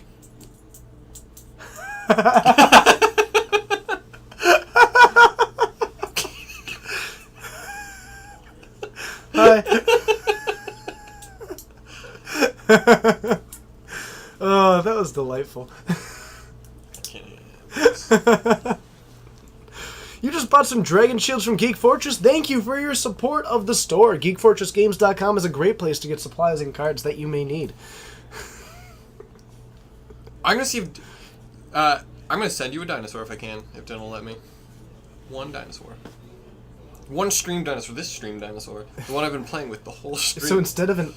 Oh, no, it's going to... Actually, you know what? If we can send a dinosaur, that does sound fun. That's the best way to stream dinosaurs. Buy stuff, you get stream dinosaurs. Ooh. That was probably really obnoxious. Probably. Oh well. Oh man, someone clipped it. Oh, goodness. So we have got a Blinkmoth, an Inkmoth, an Ornithopter, an Arcbound Ravager, and 2 to go. When you get a dinosaur when I ordered? Well, we just started the promotion. It also Right just now. finished. Here's when the KMC... Yeah, KMC quality has dropped somewhat a bit recently, it seems. Nice. That's my new band name. Dum bump. Yeah. Nice. The sound of multiple plastic dinosaurs falling on a table. So we have got double Ornithopter out on the field. No big turn 2 play, or no turn 1 play, but we are going to be dropping down an Arcbound Ravager. Remember, almost no damage coming in. No way to cast that though. I think this actually should have been a mulligan. There was no colored mana there. It was I believe 4 that is lands, which is a foil lot. The nice part about this hand is that it is significantly better at grinding because of these creature lands that can get through like the Abrupt Decays and anything that may shut down artifacts in general at sorcery speed. So Adam has got a hand that is fairly resilient, but it is excessively slow. Do you swing in with the Ornithopters to establish dominance? No. Sorry, did I say no? I meant of course. Did I recover? No. Oh, dang it. You could also just not double sleeve. I don't double sleeve anything. I only double sleeve my commander deck. Yeah. Only because I play like there's a certain value at which I will start double sleeving a deck. Not for me. Yeah. So the difference between like playing a competitive deck for me and a non It's for how EDH, willing you are to sleeve it up. it's how likely it is that the deck I'm playing is going to be played with someone who has an open can of something. Gotcha. So the Fatal Push pushes that Arcbound Ravager off of the cliff. We are going to load up that modular onto one of these Ornithopters, making it a sweet 1/4. I like that Peter's lands have like their sets, like the watermark. Yeah, they're all watermarked. They just look good. We did draw an Edge Champion. Notably here, not that good. Not quite. No. It's not bad. It's not bad. It just does kind of It is very close to being removable. any time If Peter has 2 removal Opera spells, dies, yeah. if Peter has 2 removal spells, this Edge Champion is going to go away. Though, once Adam untaps, he will be in a much better position because he can activate those creature lands in response to any removal pointing towards it to give it that protection from all colors. What does watermark mean? If you look on the left on Peter's lands, you'll see in the text box there's those symbols, and those are the watermarks. It's like the Stomping Ground has the Gruul watermark from this Gruul, and then the Blackleaf Cliffs. the Blackleaf Cliffs have the Mirrodin because they're from Mirrodin, Yep. kind of. Ooh, that's a really risky block. Yep. And it's about to be Blowout City as probably an Abrupt Decay takes down this Ornithopter that's going to take away the protection. Adam's going to be left with just an Ornithopter. Yep. That is a bad spot to be in. But Peter, With a creature in the graveyard, it maybe wasn't the most ideal block anyway, because Peter could also just eat a creature. yeah, but they're going to trade because he only has the 1 green, unfortunately. Yeah. But that's I would trade a alright. Scavenging Ooze for Edge Champion I would do it 8 days a week. I would check their value against each other first, try to even out a trade. I love of it. 8 days a Especially, week that is a foil Scavenging Ooze against a regular. is not enough to show how much I care about removing He that can champion. spell pierce if he activates 2 of his. That's lands. true. That is true. Okay. So we're just gonna Jam-a-Llama in. Bash, bash, bash. And we do deal. I mean, Peter's at 15. Adam's still sitting comfortably at 20. And while it is relevant that Peter's been answering this extremely well, he's had a pretty hard time establishing pressure. So, what's the draw here? Another land. We have got a full house. This Fulminator Mage looks kind of silly. Fulminator Mage? Yeah. Okay. Might as well jam in. He might, like, at this point, you want Peter to sacrifice this Fulminator Mage. Yeah. I think Peter just keeps it attacks for 2. Yeah. Because leaving Peter at 20 is just a bad way to go about this. So eventually he needs to put something together. Tarmogoyf, really good right now. You've got creature, artifact, instant. I don't think that you have a sorcery at the moment, No. but a 3/4 still outclasses a good amount that's on the board. No. Looks like a Kolaghan's command. Nope. Nope. Lily. Okay, that's not bad. I'm not even sure if I care about minusing it. I'm not actually sure. Like, I may just pull Oh, out. he's... No, you can't. You gotta activate your thing. Yep. He can activate his Can't Inkmoth activate his Nexus. Inkmoth, yeah. I don't know if he sees it. Oh! Best part here. So actually, Peter potentially just misplayed. Well, sorry, he didn't misplay. He had an option. He could sack his Fulminator. he But I could think, have Fulminator Maged to take out the Inkmoth. I actually like keeping the 2/2. I think the Fulminator Mage has a little more value than a Lilion right now. I completely agree. Both cards somewhat irrelevant, Especially but one of them considering attacks for 2. that Adam is out of cards. Especially with casting that. Yeah. Also, it activates. Well, he wouldn't that- be able to cast it, but Yep. but overall, I completely agree that both cards are underwhelming on the board right now. One of them attacks for 2, which is better than not attacking for 2, I guess. And if Peter has removal, he can kill that Inkmoth. Yeah, but then he would have had the capacity to do that before. Yeah. So, looks like we're going to pass it back, and we're just going to keep up the 2 damage beats. The full damage gets in and knocks Adam down to 18. A lot of lands. Now it's Battlecraft. You can attack with all 3 Blinkmoth Nexi. I mean... oh my goodness. I love it. The land beats right now, like, what can Peter do? I bet he's got a hand of 2 Abrupt Decays and he's just feeling silly. Like, and Peter, without a Raging Ravine, without anything that's particularly fast, he's just got the world's greatest 1/1 beats coming in. And Peter's Yep. at a point to where he's needs to stop this aggro. Alright, that's 2 of them down. So now, down to 12. Dylan's watching this game getting real excited. Oh my goodness. So Peter gonna untap, still gonna be in a pretty good spot. Like, he top decks well. That's what this deck does. But getting yet another land, if he can't establish a threat, Adam's got all the time in the world. And right now, Inet's Champion is so much better because of this Mox Opal and Darksteel Citadel. Yeah. Signal Pest, not He's actually bad. Pretty not, yeah. Could also just activate a Blinkmoth Nexus and an Inkmoth Nexus if he wanted to, because he does have Metalcraft available, and he could start going for a little bit of that Inkmoth damage, but it looks like he's going to hold that back for now.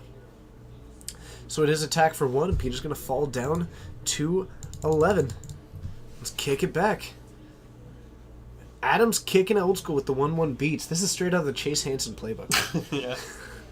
If I have 1/1s, I would rather kill you with that than anything that I actually have in my deck. Colgan's command. Scavenging Kill your Ooze. dude, get back a scoos. Guaranteed 2 for 1. So, we are going to be untapping with that. It is able to gain him a little bit of life, not a ton.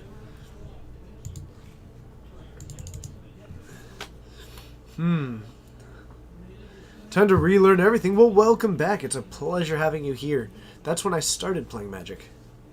That's when I started competing. I'm sorry, I started playing Magic in Innistrad, but draws the lightning You bolt. started Magic in Eldrazi.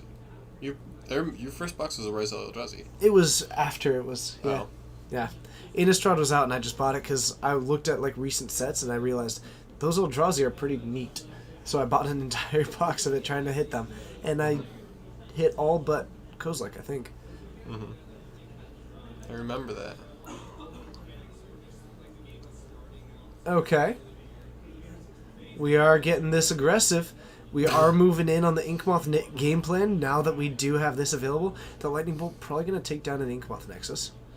It is, but Peter's going to fall down to 9 and 1 poison, functionally sitting at 9 life 2 different ways. Yep. That's pretty good. Mm-hmm. I love that you haven't played, but you're like, you know what, I'm going to open 4 Modern Masters packs. I've opened a total of maybe 7 Modern Masters pack. I've opened 3 Goblin Guides. Really? I'm a little bit jealous. I have not opened anything fantastic. Uh, I rarely do, though. Foils are 3 Goblin Guides. Goblin Guides. So we're going to eat out the Etch Champion from the graveyard. Mm-hmm. And we also do have the Ornithopter and the Signal Pest in there. 5/5 Scavenging Ooze getting in the beats. Mm-hmm. Now, I'm not sure how you feel about gardening, but beats, not normally popular, especially if you're the opponent. And he's just gonna block. Full And Mage coming down. Ooh. This And is his going Peter has right. Just come back. This is going right. Mm-hmm. Draws the Galvanic Blast. Not effective right now. I like the aggressive, like, putting them up there. It is my intent to attack, Father. We're going to go up to... Bears, Beats, Battlestar Galactica. It's the 3 things I love. Beats are misunderstood. So, let's see what we've got.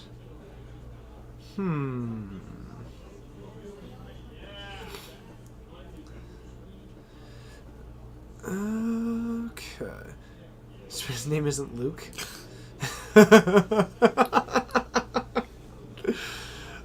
That would be pretty sweet. That's his 2-turn clock. Hooray! Come on and slam. And welcome to the jam. We're down to 9. We're feeling the pressure. That doesn't Blood do Moon would have been anything. really good in 2 different Like situations. 30 1, turns ago. if it was turn 1 or 2 or 3. And 2, if Peter didn't have basics. The Blood Moon would be great. I do love one of Blood Moons, Is though. he gonna jam the Blood Moon? There's nothing he can do. Yeah. So, fun fact, a situation. I'm not always a big fan of bringing in Blood Moon against Jund. Yeah. Can you tell me why? I'm going to tell you right now, I will never bring a Blood Moon against Peter again. Okay, so this has nothing to do with it being Peter. Though, that's reasonable, because he fetches pretty aggressively. They have a lot of lands, and also they play red spells. Bolts, lightning bolts. So, my reasoning is that, actually, in this matchup, the creature lands are surprisingly important. Yeah.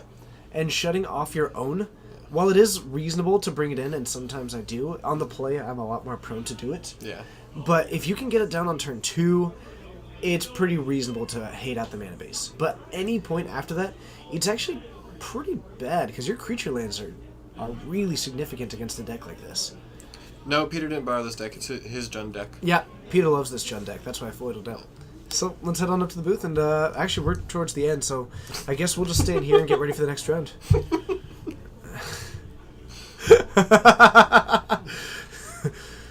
Peter overestimates his power, or underestimates his power.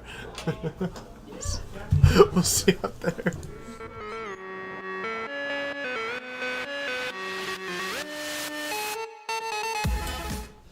Hello and welcome to the Geek Fortress stream. I was hiding below, but I did so poorly, I now realize. Thank you so much for joining. It's a pleasure having you all here. You are great and amazing. What just happened? That was some strange play. That was some round 3 play between father and son. Peter on Jund up against Adam on Affinity. Peter taking it down on 3. Whew. Man, so we have got failed meme, and I did fail the meme. I did. And I do love me some prequel memes. It's always a shame to mess those ones up. Oh, yeah. Dang it, Steven's not right there. Steven's not right there. Who won? That would be Peter. I need a green sign to hold up when I want to hide. Oh, that makes sense. That's really clever. Hold on. It's a cloak of invisibility. Guess it only works if it's like in front of the camera. Yeah, whatever. Okay, that's so brilliant. I do dig it. Yep. Yep, that was savage. Peter doesn't hold back the when he's playing. Like that's just, and honestly, I think that is in many states correct. One of the things is when I'm playing against people, while they are brand new, I think the first objective is for them to have fun, and that is reasonable. If it's against someone who is relatively brand new to the game, I'm more interested in them having fun. But at a certain point, I'm just going to play to the best that I can, because it doesn't actually do them any favors otherwise. Exactly, said okay. And not, like, don't let your kids win, let them learn how to win. Important, but also important, letting them learn how to lose. In a game like Magic, in every single round, 50% of the people in the room are going to lose, and 50% of them are going to win. Draws aside and buys aside. Yes, I know, but when you sit down on the table, you're recognizing that one of you is going to lose. In a game like this, that is an acceptance that you have to have for the situation, and you have to realize that that's going to happen to you. Learning how to lose in a graceful manner is a huge portion of this game. Have a good night, Iruk Snafu. There's a few green screen incidents while I was gone. Really? Well, that is okay, I suppose. I mean, it happens. It happens. I just thank you to the people who. All right. Oh, did you clip them all? I can't watch them now. I don't have audio. Any audio that I have gets put into the stream, so I actually can't hear it. If you learn to treat losses not as a loss, then you can. That's actually extremely true, especially once you start looking at the game as a longevity game point longer than the singular match. Very true. Okay, we got Peter on the wall. Okay. Versus Is this our final round? Bryce. This is not for first. This is the second, third and fourth place. Okay. The undefeated someone didn't want to play. Okay. Yeah. Are you going to tell me the other player? Yeah, Bryce. Oh, okay. Sorry. I don't know if you caught that. It was Bryce versus Peter. Gotcha. I only heard the Peter part. I was sitting so happily waiting. So Jessica Sahili, its first run out, and it's putting up a good performance. Up against Jund. So how do you feel about the Jund-Sahili matchup? I think Jund's gonna win. Do you? Mm-hmm. Interesting. Only Watson can kill your fun. I think it's I'll be right back. Like, I'm gonna go out there again in a minute. But I think because Peter, like, Bryce is good at Twin, but this isn't quite Twin, and he's still kind of fresher to the deck. Whereas Peter is a seasoned Jund. There's that, but also just the discard is better, the removal is better. There's not the same flash onto the creature, so you don't have the same. Like, Peter doesn't always have to hold it up. He's just got the right toolbox for this deck. I mean, even his Sahili dies to Abrupt Decay, to Maelstrom Pulse. Mm-hmm. Terminate works. Bolt doesn't work. So the two cards that actually matter to me in this matchup are actually from Bryce's side, Spreading Seas and Sun Titan. Mm-hmm. Those are the two cards that I think have the ability much more than the combo itself, which will be fine. But I think Spreading Seas and Sun Titan have the capability to really tilt this game in Bryce's favor. Mm-hmm. You ready to find out for ourselves? Yeah, and they're only 4 minutes. Yep. We'll see you down there.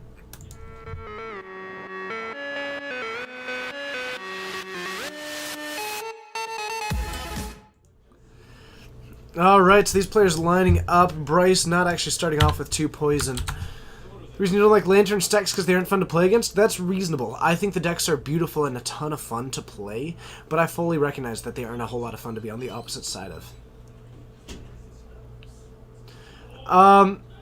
Too many lands? I actually disagree. I actually don't really agree. I think that the Sahili deck is a lot better than I thought it was at the first brush, and I think it's a lot more reasonable to play. Now, it's pretty untuned at the moment. Hello, G. Loftmancer, it's good to see you. And it's got a lot of work. It's got tuning to be done. But the synergy, like the ability to use Spreading Seas in this deck to take on some of the greedy mana bases, the use of Sun Titan in this deck to do all that stuff, I think the deck is moving in the right direction, and I think it does what it does great. It's a control deck with a free win button that also has a little bit more utilization than something like Nahiri, which runs a particularly dead card in Emrakul unless you're trying to win. This one has 2 cards which are medium playable at all times. You went 5 through with Stoneblade. Nice job, G Lavamancer. Congratulations. TJ, can they go? This- I don't know. I told them to go, and they were refused. So.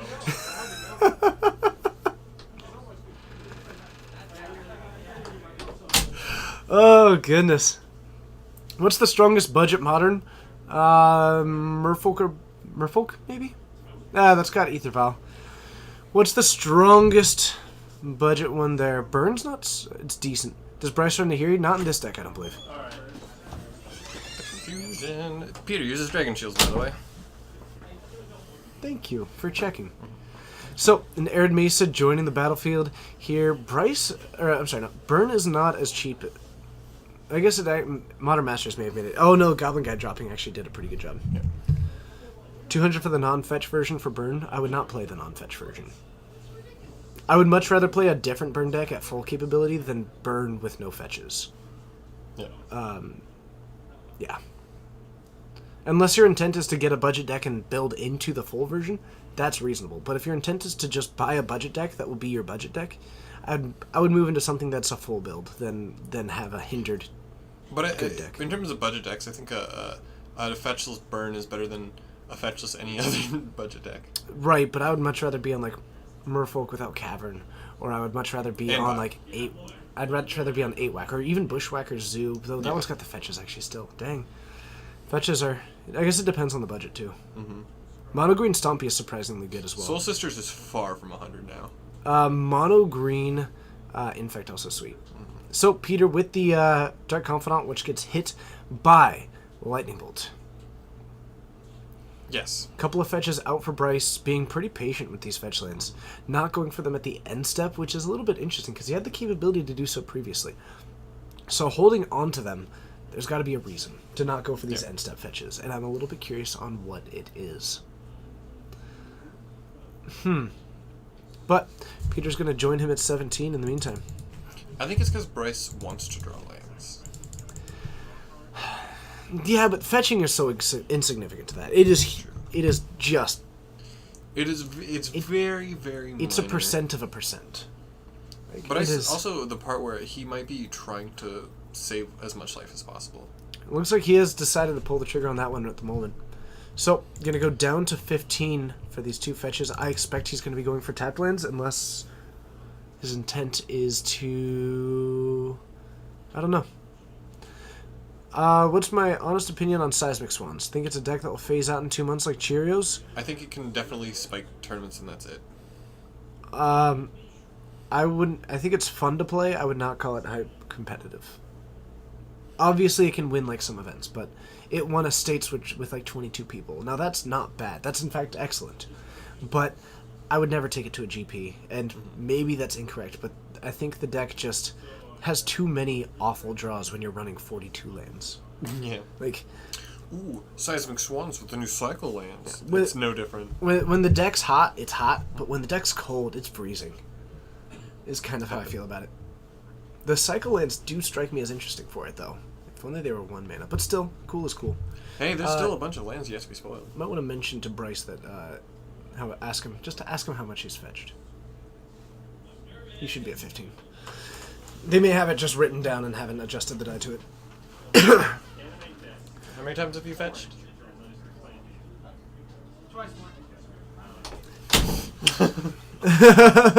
So the Tamagotchi joins the battlefield. It is sitting mean, lean. It's a crushing machine. We've got Planeswalker, Creature. We've got Instant and Land. We're maybe 4 or 5. Looks to be the case. Abrupt Decay is super good. Peter's Abrupt Decay is fantastic. Fun fact, it doesn't hit Felidar Guardian. Not hugely relevant because it hits Saheeli, but it is pseudo-relevant.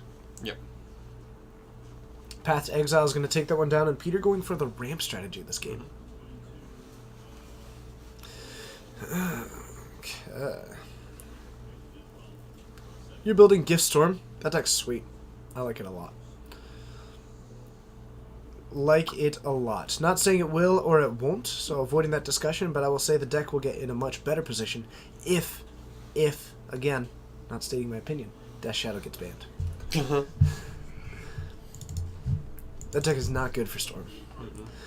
So we do have the Felidar Guardian coming out. How do you like hitting this have a Snapcaster and then bolting for value? My favorite Johnny deck in each format. Standard, not playing Standard. That feels pretty Johnny right now. Is there? That is probably pretty Johnny's to just not play. Strange game. The only winning game. Is to not play. What tier is Grixis Delver? Tier is not relative to power level, but it's not a high tier right now. Not many people are playing it. It's functionally unplayed right now from a Yeah. competitive standpoint. So almost... Is it tier 2? I would not call it tier 2 right now. Maybe it is. I guess I haven't checked the most recent numbers on it. Its problem is it's playing blue. That actually has very little to do with it. The problem is that you might as well just be on Grixis Shadow. Yeah. Like, And if you're playing why- Grixis Shadow, you might as well be playing Jun Shadow. Like, remember that tiers have literally nothing to do with the power level of a deck objectively. They are extremely correlated. But when a deck is tier 1, it could be Soul Sisters. Like, Soul Sisters is a tier 1 deck in a meta that has 20 Soul Sisters players. So, I don't think that Grixis Delver has played much at all on a competitive level. You know, I'm gonna go out on a limb and say that 20 Soul Sister stacks might just be all of it. It's pretty cool. Like, yeah, just Grixis Shadow is better than Grixis Delver right now. So there's not a whole lot of reason to run it right. And they're pretty functionally similar. Okay, so I'm saying Soul Sisters isn't normally a tier 1 deck. Which, again, doesn't have to do with power level. Often correlated. Occasionally not. So, a Celestial Colonnade coming down from Bryce. That is his second one. We've got... Are we going 3 mana here? Maybe it's a Saheeli out of the... Nice. Gonna deal 1 damage and then lose it. Scry one. We're gonna scry 1 and then it's gonna die to a Raging Ravine. Sounds pretty fun, right? The last time Peter played Standard was Cons. Yeah, I believe that. Let's see here. Which of the Death Shadow flavors is my favorite? Jund splashing... I like Jund. I would love to see more versions that are Jund splashing white for Lingering Souls in the sideboard and blue for Stubborn Now on the sideboard. I like Cherry. In terms of power, how do I feel about Grixis Delver in total? It's not as good as Shadow, but it's fine. The problem is that Delver is simultaneously the... Like, Delver is the worst card in Delver decks. Yeah. Insectile Aberration is the best card in Delver decks. And the problem is that in Modern, it just isn't quite consistent enough to be an Insectile Aberration to me on turn 2. I do have to say Soul Sister is a blasty blast. It is a lot of fun. Like, I don't mean to hate on any particular deck. If you know me, you know that I love every single deck. It is pretty difficult for me to find something that I don't like about anything. But I'm just not, like, a huge... from a competitive standpoint, I just wouldn't evaluate Grixis Delver ridiculously high right now. If I wanted to not be Shadow, I would just go Grixis Control. Spreading Seas on the Raging Ravine, taking away that clock at the moment, and it looks like we're going to just float a green in response so that we can eat a creature and gain a life, make a 3/3 Scavenging Ooze. Okay, and that looks like that's the case. We're going to go up to 15. Bryce at 9. It's a 3-turn clock, if nothing else. But remember that Celestial Colonnade floating around. I'll be curious. He can't activate the Raging Ravine. Attacking with the Scavengers, if there's another creature, which I believe there is from the Dark Confidants, he might just be offering the trade to the Colonnade at this point. Yeah. For Bryce, I might not feel too bad about that. Oh no, with the Felidar Guardian as well, it actually can outgrow it. So blocking it doesn't have a whole lot of use. So we might be going up to 17 to hit for 5. If Bryce has a path, he'll feel so neat. I don't think he does, though, because he would have cast it before now. Oof. Going to 4.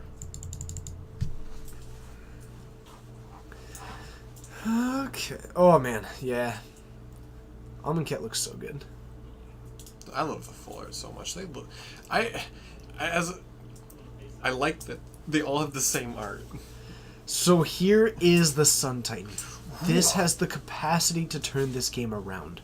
Peter is near top deck mode. This is a 6/6 on the battlefield. A Saheeli Rai can come back, and you know what? He can just minus it and make Get a another Sun Sun Titan and get back something else that he wants. Maybe that... Actually, I think he may have lost the Snapcaster. Hitting a creature may be tricky eventually, but if he can, he likely will. I don't know. This Sun Titan has got a lot of capacity to get back into this. Or you can just go with the Saheeli Rai and plus it up and set up your next draw. Do you know what the card in his hand is? No. If it's a bolt, you can Saheeli minus, in response, bolt a Saheeli. Get Sun Titan, get a Saheeli back, minus, get another thing. You're right. And have And then attack for 6. or attack for 12. He Attack has for 12. 2 Sun Titans With these. Vigilance, which isn't relevant because But they they don't hit the end exile. of turn. Which- But yeah, 12. he does not have green currently. He's got a Blood Crypt, a Swamp, and a Blackcleave Cliffs. Oh, and an island. Neat island. Unless he abrupt decays. No, I was talking about getting creatures back in future turns. I guess. I did not specify that. Have a good one, Hirume. Enjoy work. Had to drive an hour to get home. My goodness. Well, I hope you had a great day. Work, I hopefully was good, and I hope you have a phenomenal day. You can't pull your CD. Oh, that's right. You cannot. Yeah, right. You can't redirect. That's right. It can only be against one that you don't control. The amount of times when it's ever been relevant. Sun Titan isn't really there for the second infinite combo. It's just another thing that works out for it. It's also just an incredibly good card for value in the deck. Okay. So, looks like it was a Scalding Tarn. Our Kolaghan's Command is just going to discard that in response. And re-buy back the Dark Confidant. We're going to get back the Saheeli, make another Sun Titan. Does put Peter down to 11. And he actually should have gotten back the fetch and one other thing for the attack. I think he missed one of his triggers. Yeah. Because he does get the one for it just entering the battlefield, and then anytime it attacks, you get that trigger as well. Titan is infinite with 2 Saheelis in the graveyard. Well, one Saheeli. Well, yeah, I guess, yeah, if you have 2 in the graveyard, then it. The Goes Planeswalker for it. redirection rule only works for opponents. Yeah, it's pretty weird. Otherwise, you could, use Planeswalkers to take damage on yourself. Yep. I do love every mechanic in Amonkhet. Specifically every single one. They're all awesome. Specifically, all of them. It is. They're all fantastic. So, we have got an Abrupt Decay taking down the Saheeli Rai. Do you think he's going to get it back? The best part is that... Oh, man. Bryce. Draw Felidar Guardian. Flicker the Sun Titan. Get back Saheeli. Win. Live the dream for me, because I can't. He can't. Cannot do that. Why? He has a Scavenging Ooze. Was the activated ability? for Oh, and one he's got the mana. green, and he has the green mana up. Yeah, you're right. If Kitty wasn't eaten by the ooze, would he have a combo? No, its converted mana cost is 4, so he actually can't get it back there. Loses the Saheeli Rai, so it looks like Peter is going to eat that in response. Are we offering the double block here? Full trade. I think we are. I think we do have a full trade situation happening here. How do you feel about it? I've got 2 Colonnades. I'm actually not that worried about it. I might even... I would just take it. Yeah. If Bryce taps out too much, that Colonnade is a huge reason why he's still alive right now, and I think he's actually sectioning off. Ooh, no, he's actually... Ooh. That's not bad at all. It's too bad that that's Saheeli's gone now, huh? I think he can only get back a land. I hope you're just gonna eat it. Nice. Okay, so you've got a 1/4 getting in the way as well. That's perfectly reasonable. Tongue's so 3 to 4 on the battlefield. I think I activate Ravine and attack with everybody. He can't. It's an island. Oh, right. Otherwise, you're absolutely right. That would have been getting in for several turns. But the Dark Confidant is a huge liability right now. Peter had a removal spell, he would have used it, so he might be under threat of his own Dark Confidant, unless he drew one there. He got a double draw. I think that... But the Tarmogoyf, if he's not casting the Tarmogoyf, that would be interesting. So he is... Yep. Okay. Okay. We got there. That's 4. He's got a land, so he does not have a removal spell. Man, how sweet would that have been if he didn't block? I'll go to 2 just in the hopes that you get wrecked by your own Dark Confidant. But with the Tarmogoyf coming down, it is reasonably sized. I'm not sure if it's... Okay, it has not outgrown the Sun Titan. Relevant. Why did you say that? It was taken out of context. There's a rest of that sentence.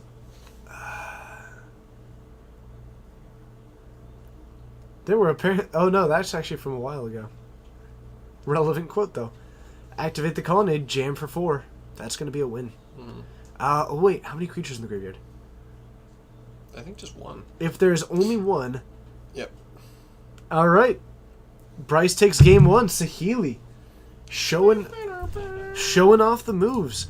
Though, really, it was Sun Titan. Sun Titan was amazing. Fun fact, while I may have been rocking that look that time, they took the TJ look to the GP. They were doing the dress shirt tie and leather jacket. So they took the TJ look And to jeans? the GP. I'm in jeans right now, but I'm normally in slacks. I'm in jeans because we're going out after. Yeah. Okay. It is weird though. I was super tempted to put on slacks. I love slacks. Man. Comfy. Sun Titan over Jund. Bad experience Poutine. That's on all of Canada. Seriously though, Poutine was awful. You just had bad poutine. Okay. The idea that everybody described it as the French fries of Canada was wrong. I don't know who said that. Everyone But I just said wrote that. that. Everyone described it as the French fries of Canada, and they had it for sale everywhere, and I got it, and it was abysmally bad. And suddenly, out of the woodwork, everybody says, now that you dislike it, no. There's a range of poutine. There is a poutine palette, if you will. And not only have we been telling you to get it in Vancouver, but you have got to go to Eastern Canada for the good stuff. You got to go to Quebec. Well, I mean, Peter, being from Quebec, might actually know a thing or two. No, poutine was awful. Like, French fries, great. Gravy on French fries. Natural, seemingly natural combination, though it should be a dip. Cheese curds. Why? One got lodged in my throat halfway. Like, it was bad. Why not just do, like, melted Didn't cheese? you go to, like, McDonald's or something? I went to a Fat Burger, I think. Like, I did go to a fat... It was described as the French fries of Canada. If I want French fries here, I'm going to a fast food place. I wouldn't blame it on Canada. I would blame it on whoever said that. Like... How do you chew a cheese curd? That's gross. And I did chew some of them, and I decided that chewing on cheese curds was disgusting. Poutine, bad. Not good. Not for me. Curds melt better than shredded? That's wrong. It's like playing Gristlebrand in, like, a mono green deck and being like, this card is bad, I can't cast it. They melted 0 amount. Cheese curds, awful. That was my first experience with cheese curds as well. Not good. Oh, goodness. You shouldn't judge our... Like, you can judge our French fries by eating at a burger place. Absolutely. You can absolutely judge... Like, if someone says, go try the French fries of America, and you go into a fast food place and you don't like them, judge away. It's French fries. Everything else in Vancouver is delicious. And this is literally just a repeat of the last time. When that quote was made, this is just that, but Poutine now. is so controversial. Just like that time, except this time. Poutine is controversial in that it's everyone versus you. I refuse to eat Cheese Whiz, so cheese curds. That beat is fair. That is reasonable. I am disgusted by Cheese Whiz. That is... Yeah. If someone asked you to try the French fries of America, what would you recommend? Jack in the Box is killing it lately. I mean, like any fast food place, they all make the same fries. It's the same thing, which is why I assumed the same But with they're poutine. not. Like, they're wildly different.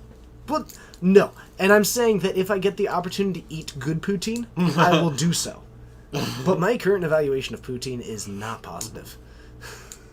It's not positive at all. Like, I'm just thinking about all of the burger places, like, just on this street, and, like, they all have vastly different french fries. But they're all fine. Yeah, but they're all fine, but like, They're just french fries. You they're all don't need to have some wildly sort of different. culinary experience. Like, I'm not going... French fries are not a culinary experience. I made the wrong You are assumption. correct. I made the Fried potato. I made the incorrect assumption that Mm-hmm. poutine was in the same tier of food. That's on me. But bad poutine is on Canada. I will try Five good Guys Canada one. is Or I will try expensive. good poutine one day. Five Guys is so expensive. Also, I don't love their fries. Like, they're good, but I don't find them exceptional. It was a really, like, it was hard to enjoy the last time I went to Five Guys, it was really hard to enjoy it. That's hilarious. Inquisition, Tixahili. Oh, opening hand, have combo. It was hard to enjoy my Five Guys food when it cost me so much money. So, Dark Confidant coming down. Have I had their Cajun fries? I haven't. I'll have to try that. I will have to try that. So, Dark Confidant Poor kiddo. hits a land. Hits a land. Thanks, Seraphir. That's probably not wrong. It's, if anything, the number's gone up. So we're attacking in for 2. Bryce keeps a hand of just Saheeli and Felidar Guardian. Was his thought? Maybe he took out all the hand disruption. I mean, you have to pay for each guy. Oh, goodness gracious. So, alright, I'm going to move on from poutine. How about this? I promise that the next opportunity I have to try high-quality poutine, I will do that. That's fine, but that doesn't make the french fries a culinary experience. Like, it's fried potatoes. It's not exactly like rocket science. And if there's someone out there who has made an art of making french fries, I apologize. Apparently I'm missing out. But, like, You're I'd right. much rather eat actual food. Wow. Duress coming down. Do you cast the remand, hoping that you don't draw in a non-land or a non-creature non-land? I don't know. Oh goodness. My only GF is Geek Fortress. What is that from? Is that a quote? No, it's something I just thought of. Oh. I saw the high quality poutine new GF meme and I'm just like, my only GF. My GF is Geek Fortress. Can we put that on a T-shirt? On a T-shirt? Apparently is what A I'm saying. T-short. Don't know what accent I'm talking with today. Oh goodness, we've completely devolved. Johnny Disco, it's great to see you. I'm gonna refocus on the match now. No. We need a poutine command? No, we don't. No. It comes up once every 3 months. Usually when I'm with Steven. So Kitchen Finks comes down, and we're going to go up to 20 life. We do have a resilient threat here. And, Felidar Guardian looking neat. Not a whole lot to flicker, though. Thanks for that auto host, Todd, with 9 viewers. Coleman, I request credit. Oh, goodness. Working point. So, I think Peter's gonna win this game. Peter's looking positive. He's got a Dark Confidant, which has just gone online. Like, things are going well. Things are going well. You've got a Raging Ravine as well, which you can't really forget about. It is going to be a source of pressure later on. Bryce falling behind as far as that goes. His Felidar Guardian having very little actual targets. I mean, what, like, I got my basic flickered. Neat. Well done. Bryce is really playing around Blood Moon. Yeah, it's pretty clever. And, ooh, we had a Serum Visions in hand. Nice. Okay. Okay. I dig it. That's awesome. My favorite math that I've seen recently was on Matt Tabak's Twitter. I think it was Matt Tabak's Twitter. It said, like, reading the card explains what it does. Reading the card explains the card. Yeah. That's what. Yep. I love that. Reading the card explains the card. So, 4 lands out from Peter. We do, of course, take no damage off of our Dark Confidant because it's Peter. We're going to go for a Duress, take a look at what we see, and all we see is a Snapcaster Mage looking lonely and still awesome. You know, Felder Guardian makes a really good blocker. Yes, it does. You need a custom mount with Wiggler on it? Do you mean like Wiggler from Adventure Time? Ooh! It does make a great pulse target as well. Bash for 5. Bryce is going to fall to 7. Or 8. 8. It's going to fall to 8. So, Peter at 20. Bryce at 8. Bryce looking really solid for this game too. Seems like this post... And I'm not even sure how much of this is actually because of post sideboard. But, I don't know.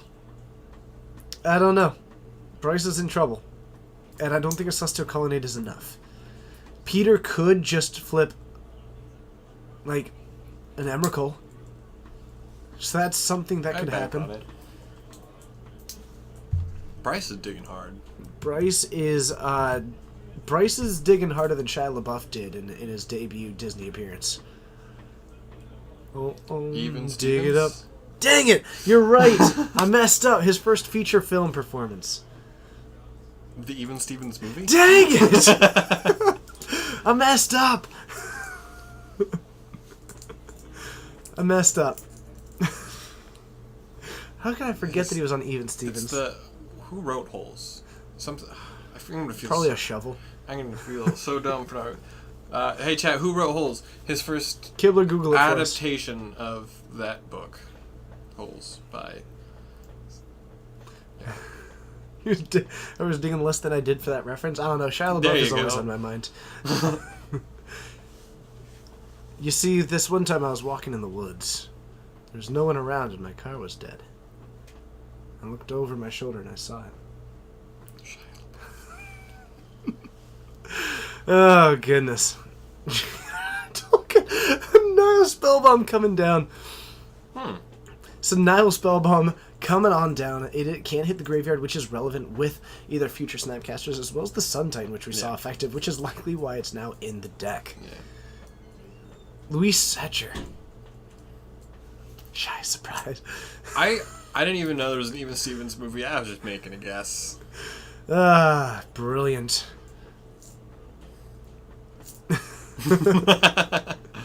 So, we have got Tarmogoyf on the battlefield. We do have Sorcery Creature. I don't think... Oh, no, we do have a Planeswalker as well. I think we're looking at a decently sized... Never mind, that Tarmogoyf is not very well set up. Remember, Bryce just did pretty close to tap out. Peter does still have Raging Ravine. 2 months earlier than the Even Stevens movie. Nailed it. That's weirdly specific. Man, he was killing the box office. Literally. So. It's so weird that there wasn't... First of all, there is an Even Stevens movie. True. And He drew that a I pink was here in the wrong. It's weird that you were wrong. Well, not that I was... It's not weird that I was wrong. It's just... It's weird to think it's like... I don't know. That came before? Yeah. So, we do have a Pink in Nalar in hand. That's likely what's going to come down. It'll do a huge amount to potentially bad time. Plus, he's got 3 mana, so he can throw that at a Saheeli Rai, anything like that, and it provides a great clock. I believe that Shia LaBeouf is the oldest living meme. I think he's both. Since the dawn of time. So, 6 mana up for Bryce and a pass back, so we don't have a Sun Titan up at the moment. By the way, I love that song. It was so well written. Right? So, we have got a tapped land coming in off of the fetch. Peter just trying to line This up is his a mana base. rough time for Bryce right now. Bryce is not he feeling has the yes. played really well against a Blood Moon. Look at this man. I think he's just showing off his basics right now. Check out my beta basics, please. Oh, brilliant. Okay, so we can attack I for wonder 4. if he's doing that on purpose. I wonder why he didn't attack with the Raging Ravine, which was a presented lethal. Remember that Peter can just pop the Nile Spellbomb in response to the target? Though if he... He doesn't have a removal spell in hand. If he has an Abrupt Decay, couldn't he have activated the Raging Ravine? No, but he wouldn't also be able to cast that. So maybe his intent was just to play around a potential creature, and since he's already winning on board, take the win. Plus, he can always just deal 4 damage and then throw both Thopters. Yeah. Is reasonable. Is reasonable. Okay.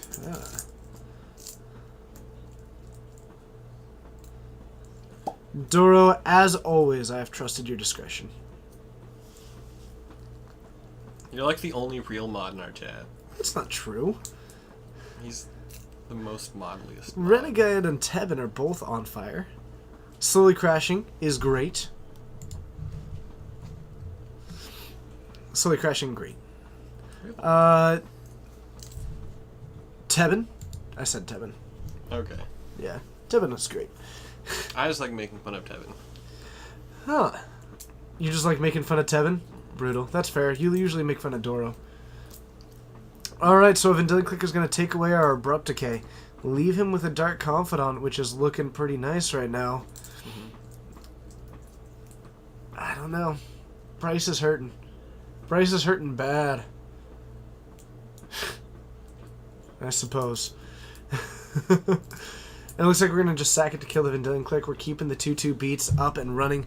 We're going to deal 2 damage to Bryce, who's going to fall down to 6. So the Vendilion Click, classy move, takes out... There can only be one mom and pop. Thopter Shop? I'm pretty sure monopolies are banned. No competing businesses. Peter is going for a very capitalistic approach. Just ended up eliminating the competition. What was that he just drew? Oh my god. Ooh, Pithing Needle. What does he do? Activate in response. Classy play. Do you throw a Raging Ravine into this? Because it forces the block? Probably. Or do you just wait because you know I that think it's he not just going to be wait. their next turn? Okay. In fact, naming. Yep. Takes down the Celestial Colonnade. Look at that mod wall. Goodness gracious. What's up, Z? It's good to see ya. Doro, that is a very accurate statement. Okay. Sort of. Yeah. I'm surprised he hasn't drawn a card off of this Nihil Spell Bomb yet. I don't think he needs to. That's a good point. Even in response to the Snapcaster Mage, just, I don't care. Yeah. No, that's fine. That card's worthless anyway. Have it. Okay. Ugh. Man. That is not a Bob Alter. That is a Judge promo Dark Confidant. Andrew Expo says, do you put it on 1 to activate your Colonnade? Even though you can't?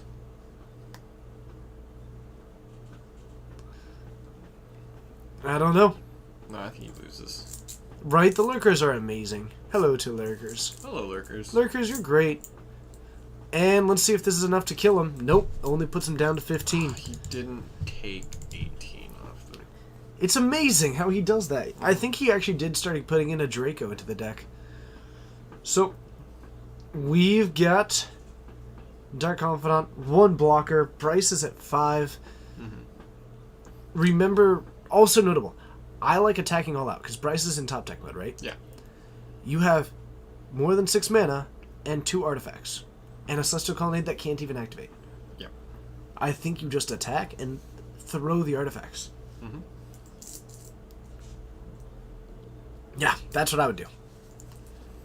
I think he's going to activate Colonnade. Or the Raging Ravine. It's a reasonable play as well.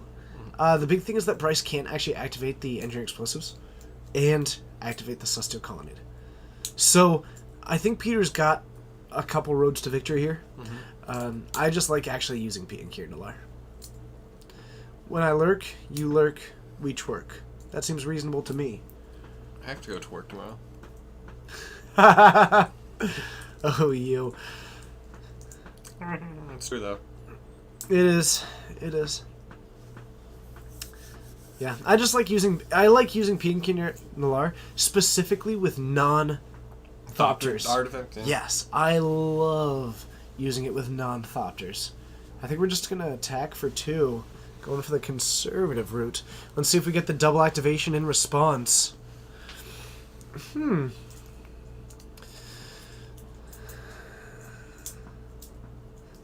Computer and slow play. I think I was just trying to figure out what the most efficient way was and what possible things. Like, how can this go wrong? I think he just wins though, right? Yep. Needs more Soldiers of the Pantheon. It would be a card. 5 rounds? Everybody, we have a special announcement. Hold on. Coleman, confirm it, because last time I was told that it switched.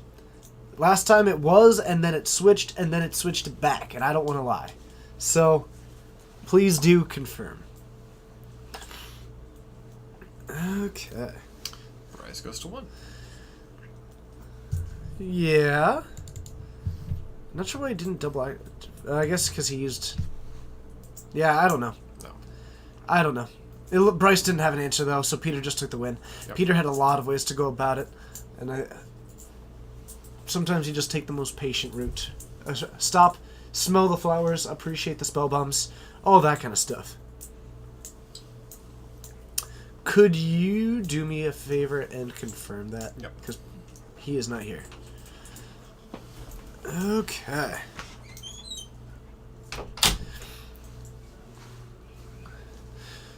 So, let's see what we end up with.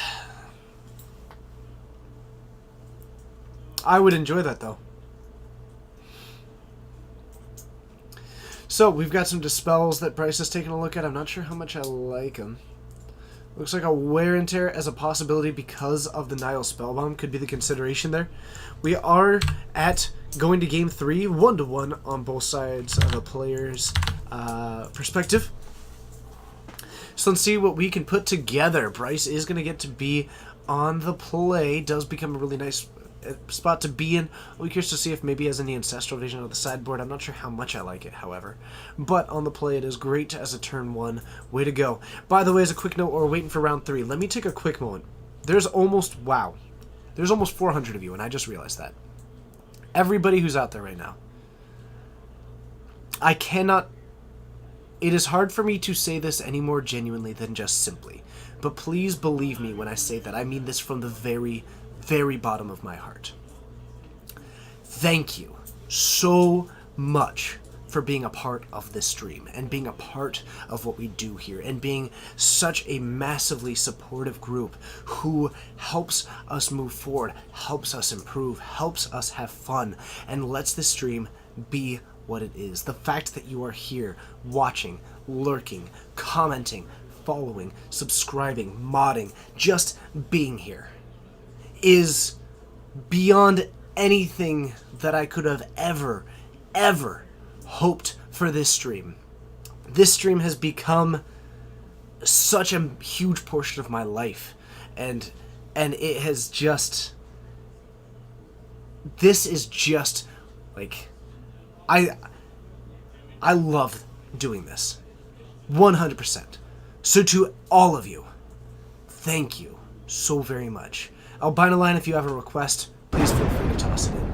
Hardcore Spirit Dancer, it's great to see you. Wild Dragonite, thank you so much for the follow. Hey, I do appreciate that, Steel. Long-time lurker, I've seen your name in the past. And truly, truly, thank you, everybody.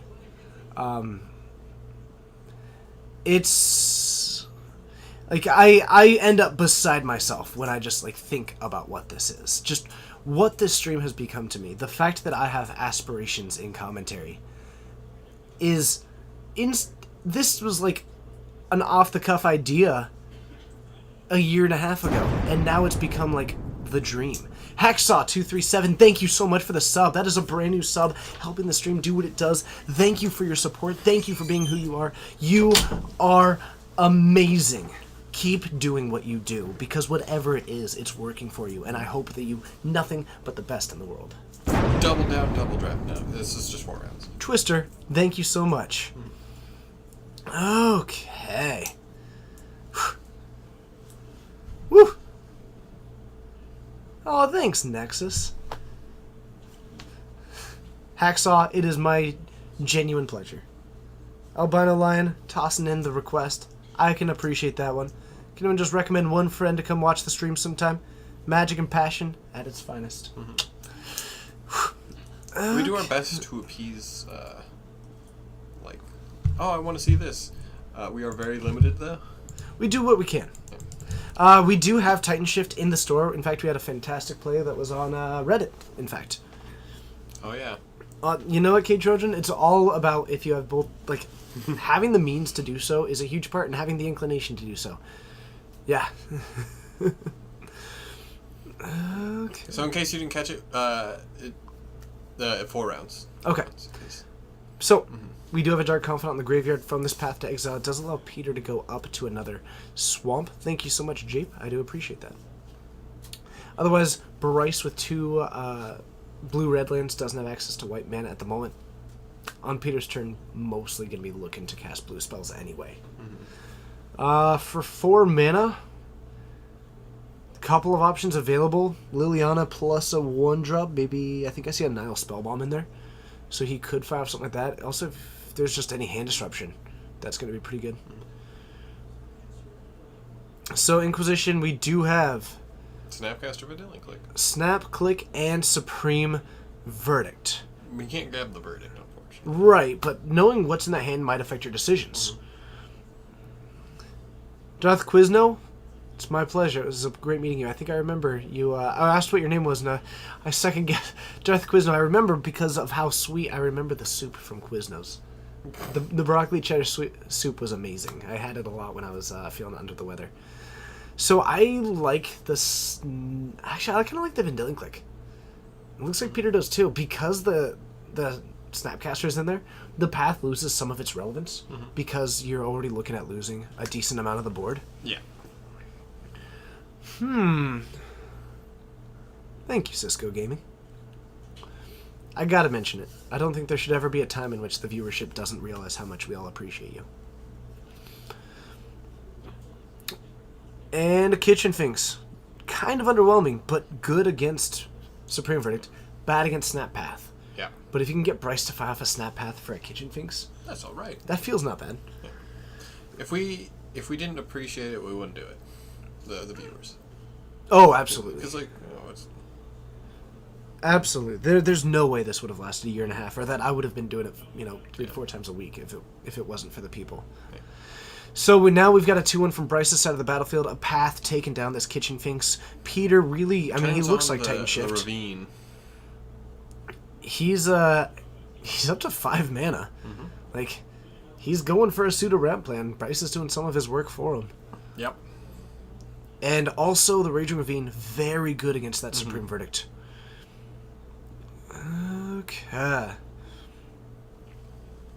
So, with another Kitchen Finks available in hand at the moment, actually. So could just drop this again. It's a resilient. It blocks the Snapcaster quite well. And it gains him life. He can go back to 21 for his trouble. But this is double black mana. Instead, we're going to go with the play that's even more Supreme Verdict proof.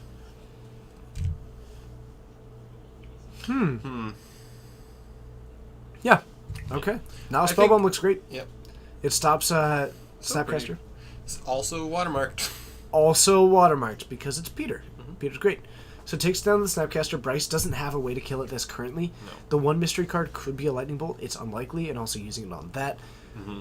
I guess it gives it some relevance, but it also means that it will not be taking down that Raging Ravine, which a Lightning Bolt does handle quite well before it attacks, because it is a 3/3.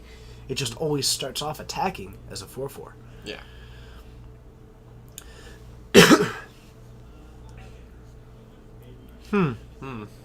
This game needs more Mirren Crusaders? Truth. Non-foil Lily. Oh, it's foil. It is foil. I think We just actually happen to have like a substantially low amount of glare, which is, I think, awesome. Yeah. We tried every single table. Yep. So, more lands. I'd back up Liliana. If one is good, 7. is better. That's. It's not the first. We saw that with Liliana. Thopters with Rice earlier. It's the second Liliana. That's right. Happy Siege Rhino retirement day, by the way. I know you were a fan.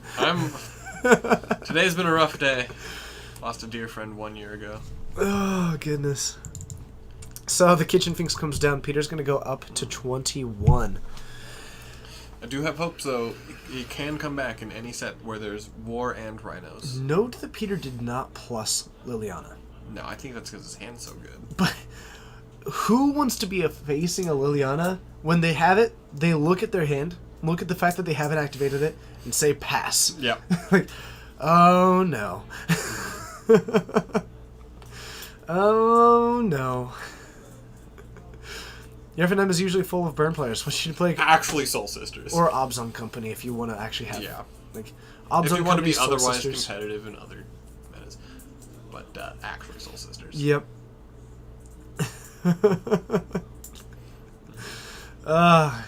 That's sweet, Cisco Gaming.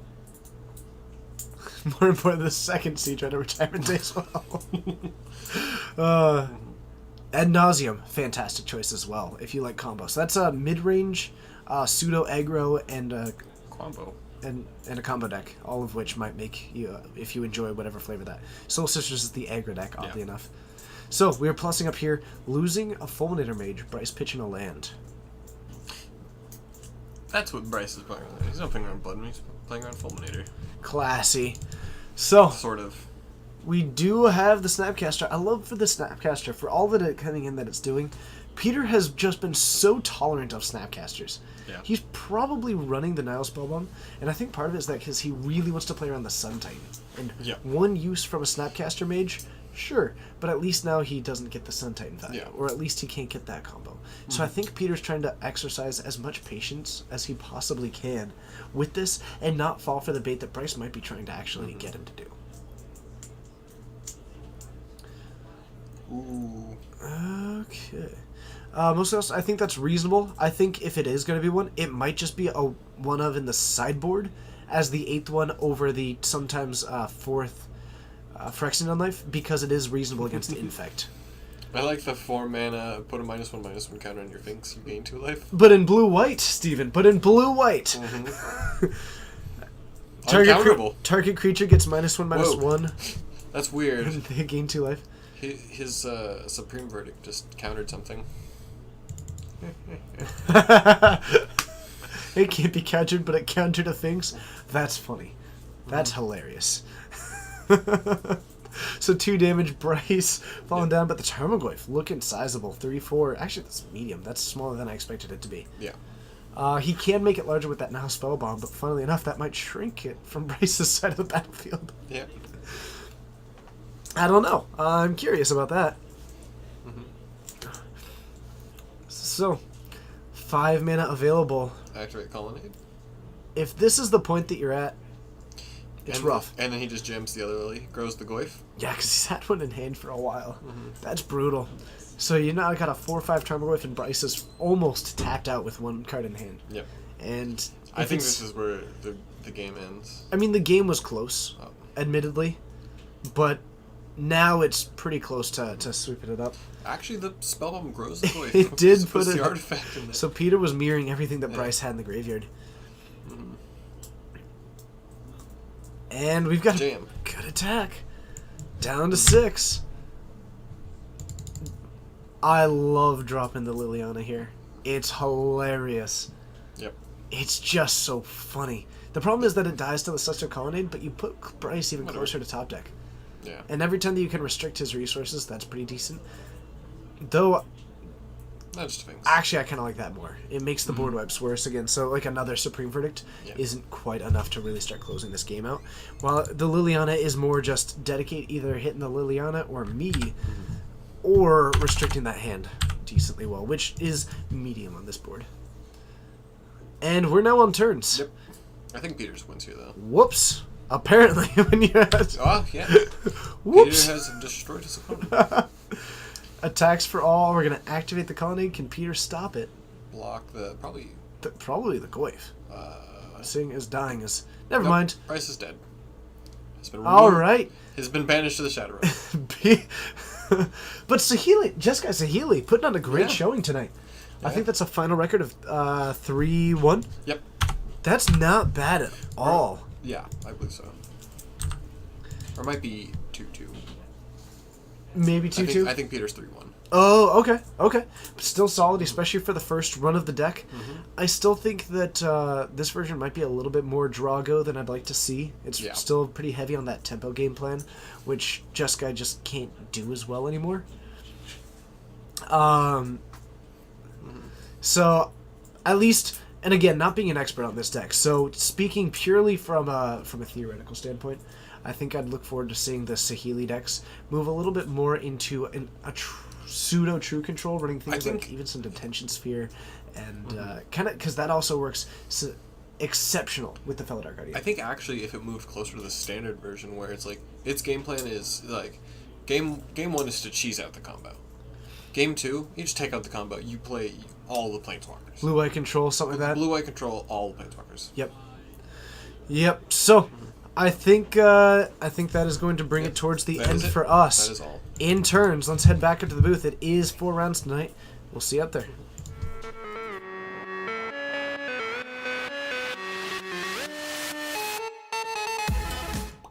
Hello, and thank you for joining. My name's TJ. I'm Steven. And we're streaming out of Geek Fortress in Snohomish, Washington. Fun night, great matches. You did a great job picking this. Yes, I did. I picked all of those matches. Yes, you did.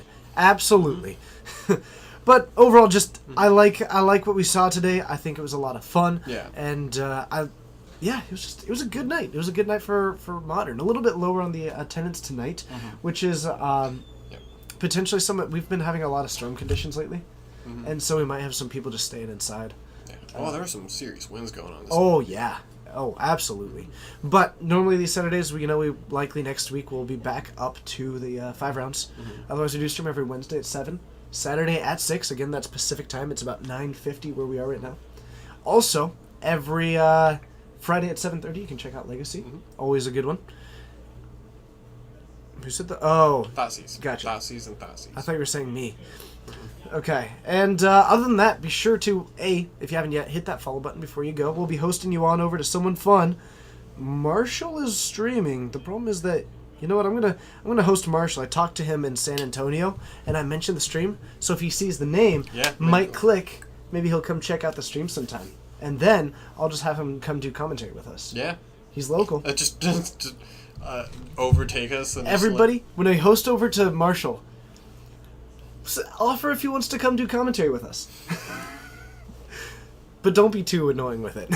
Don't be too pushy. Don't make it weird. Yes, that's exactly it. That's exactly it.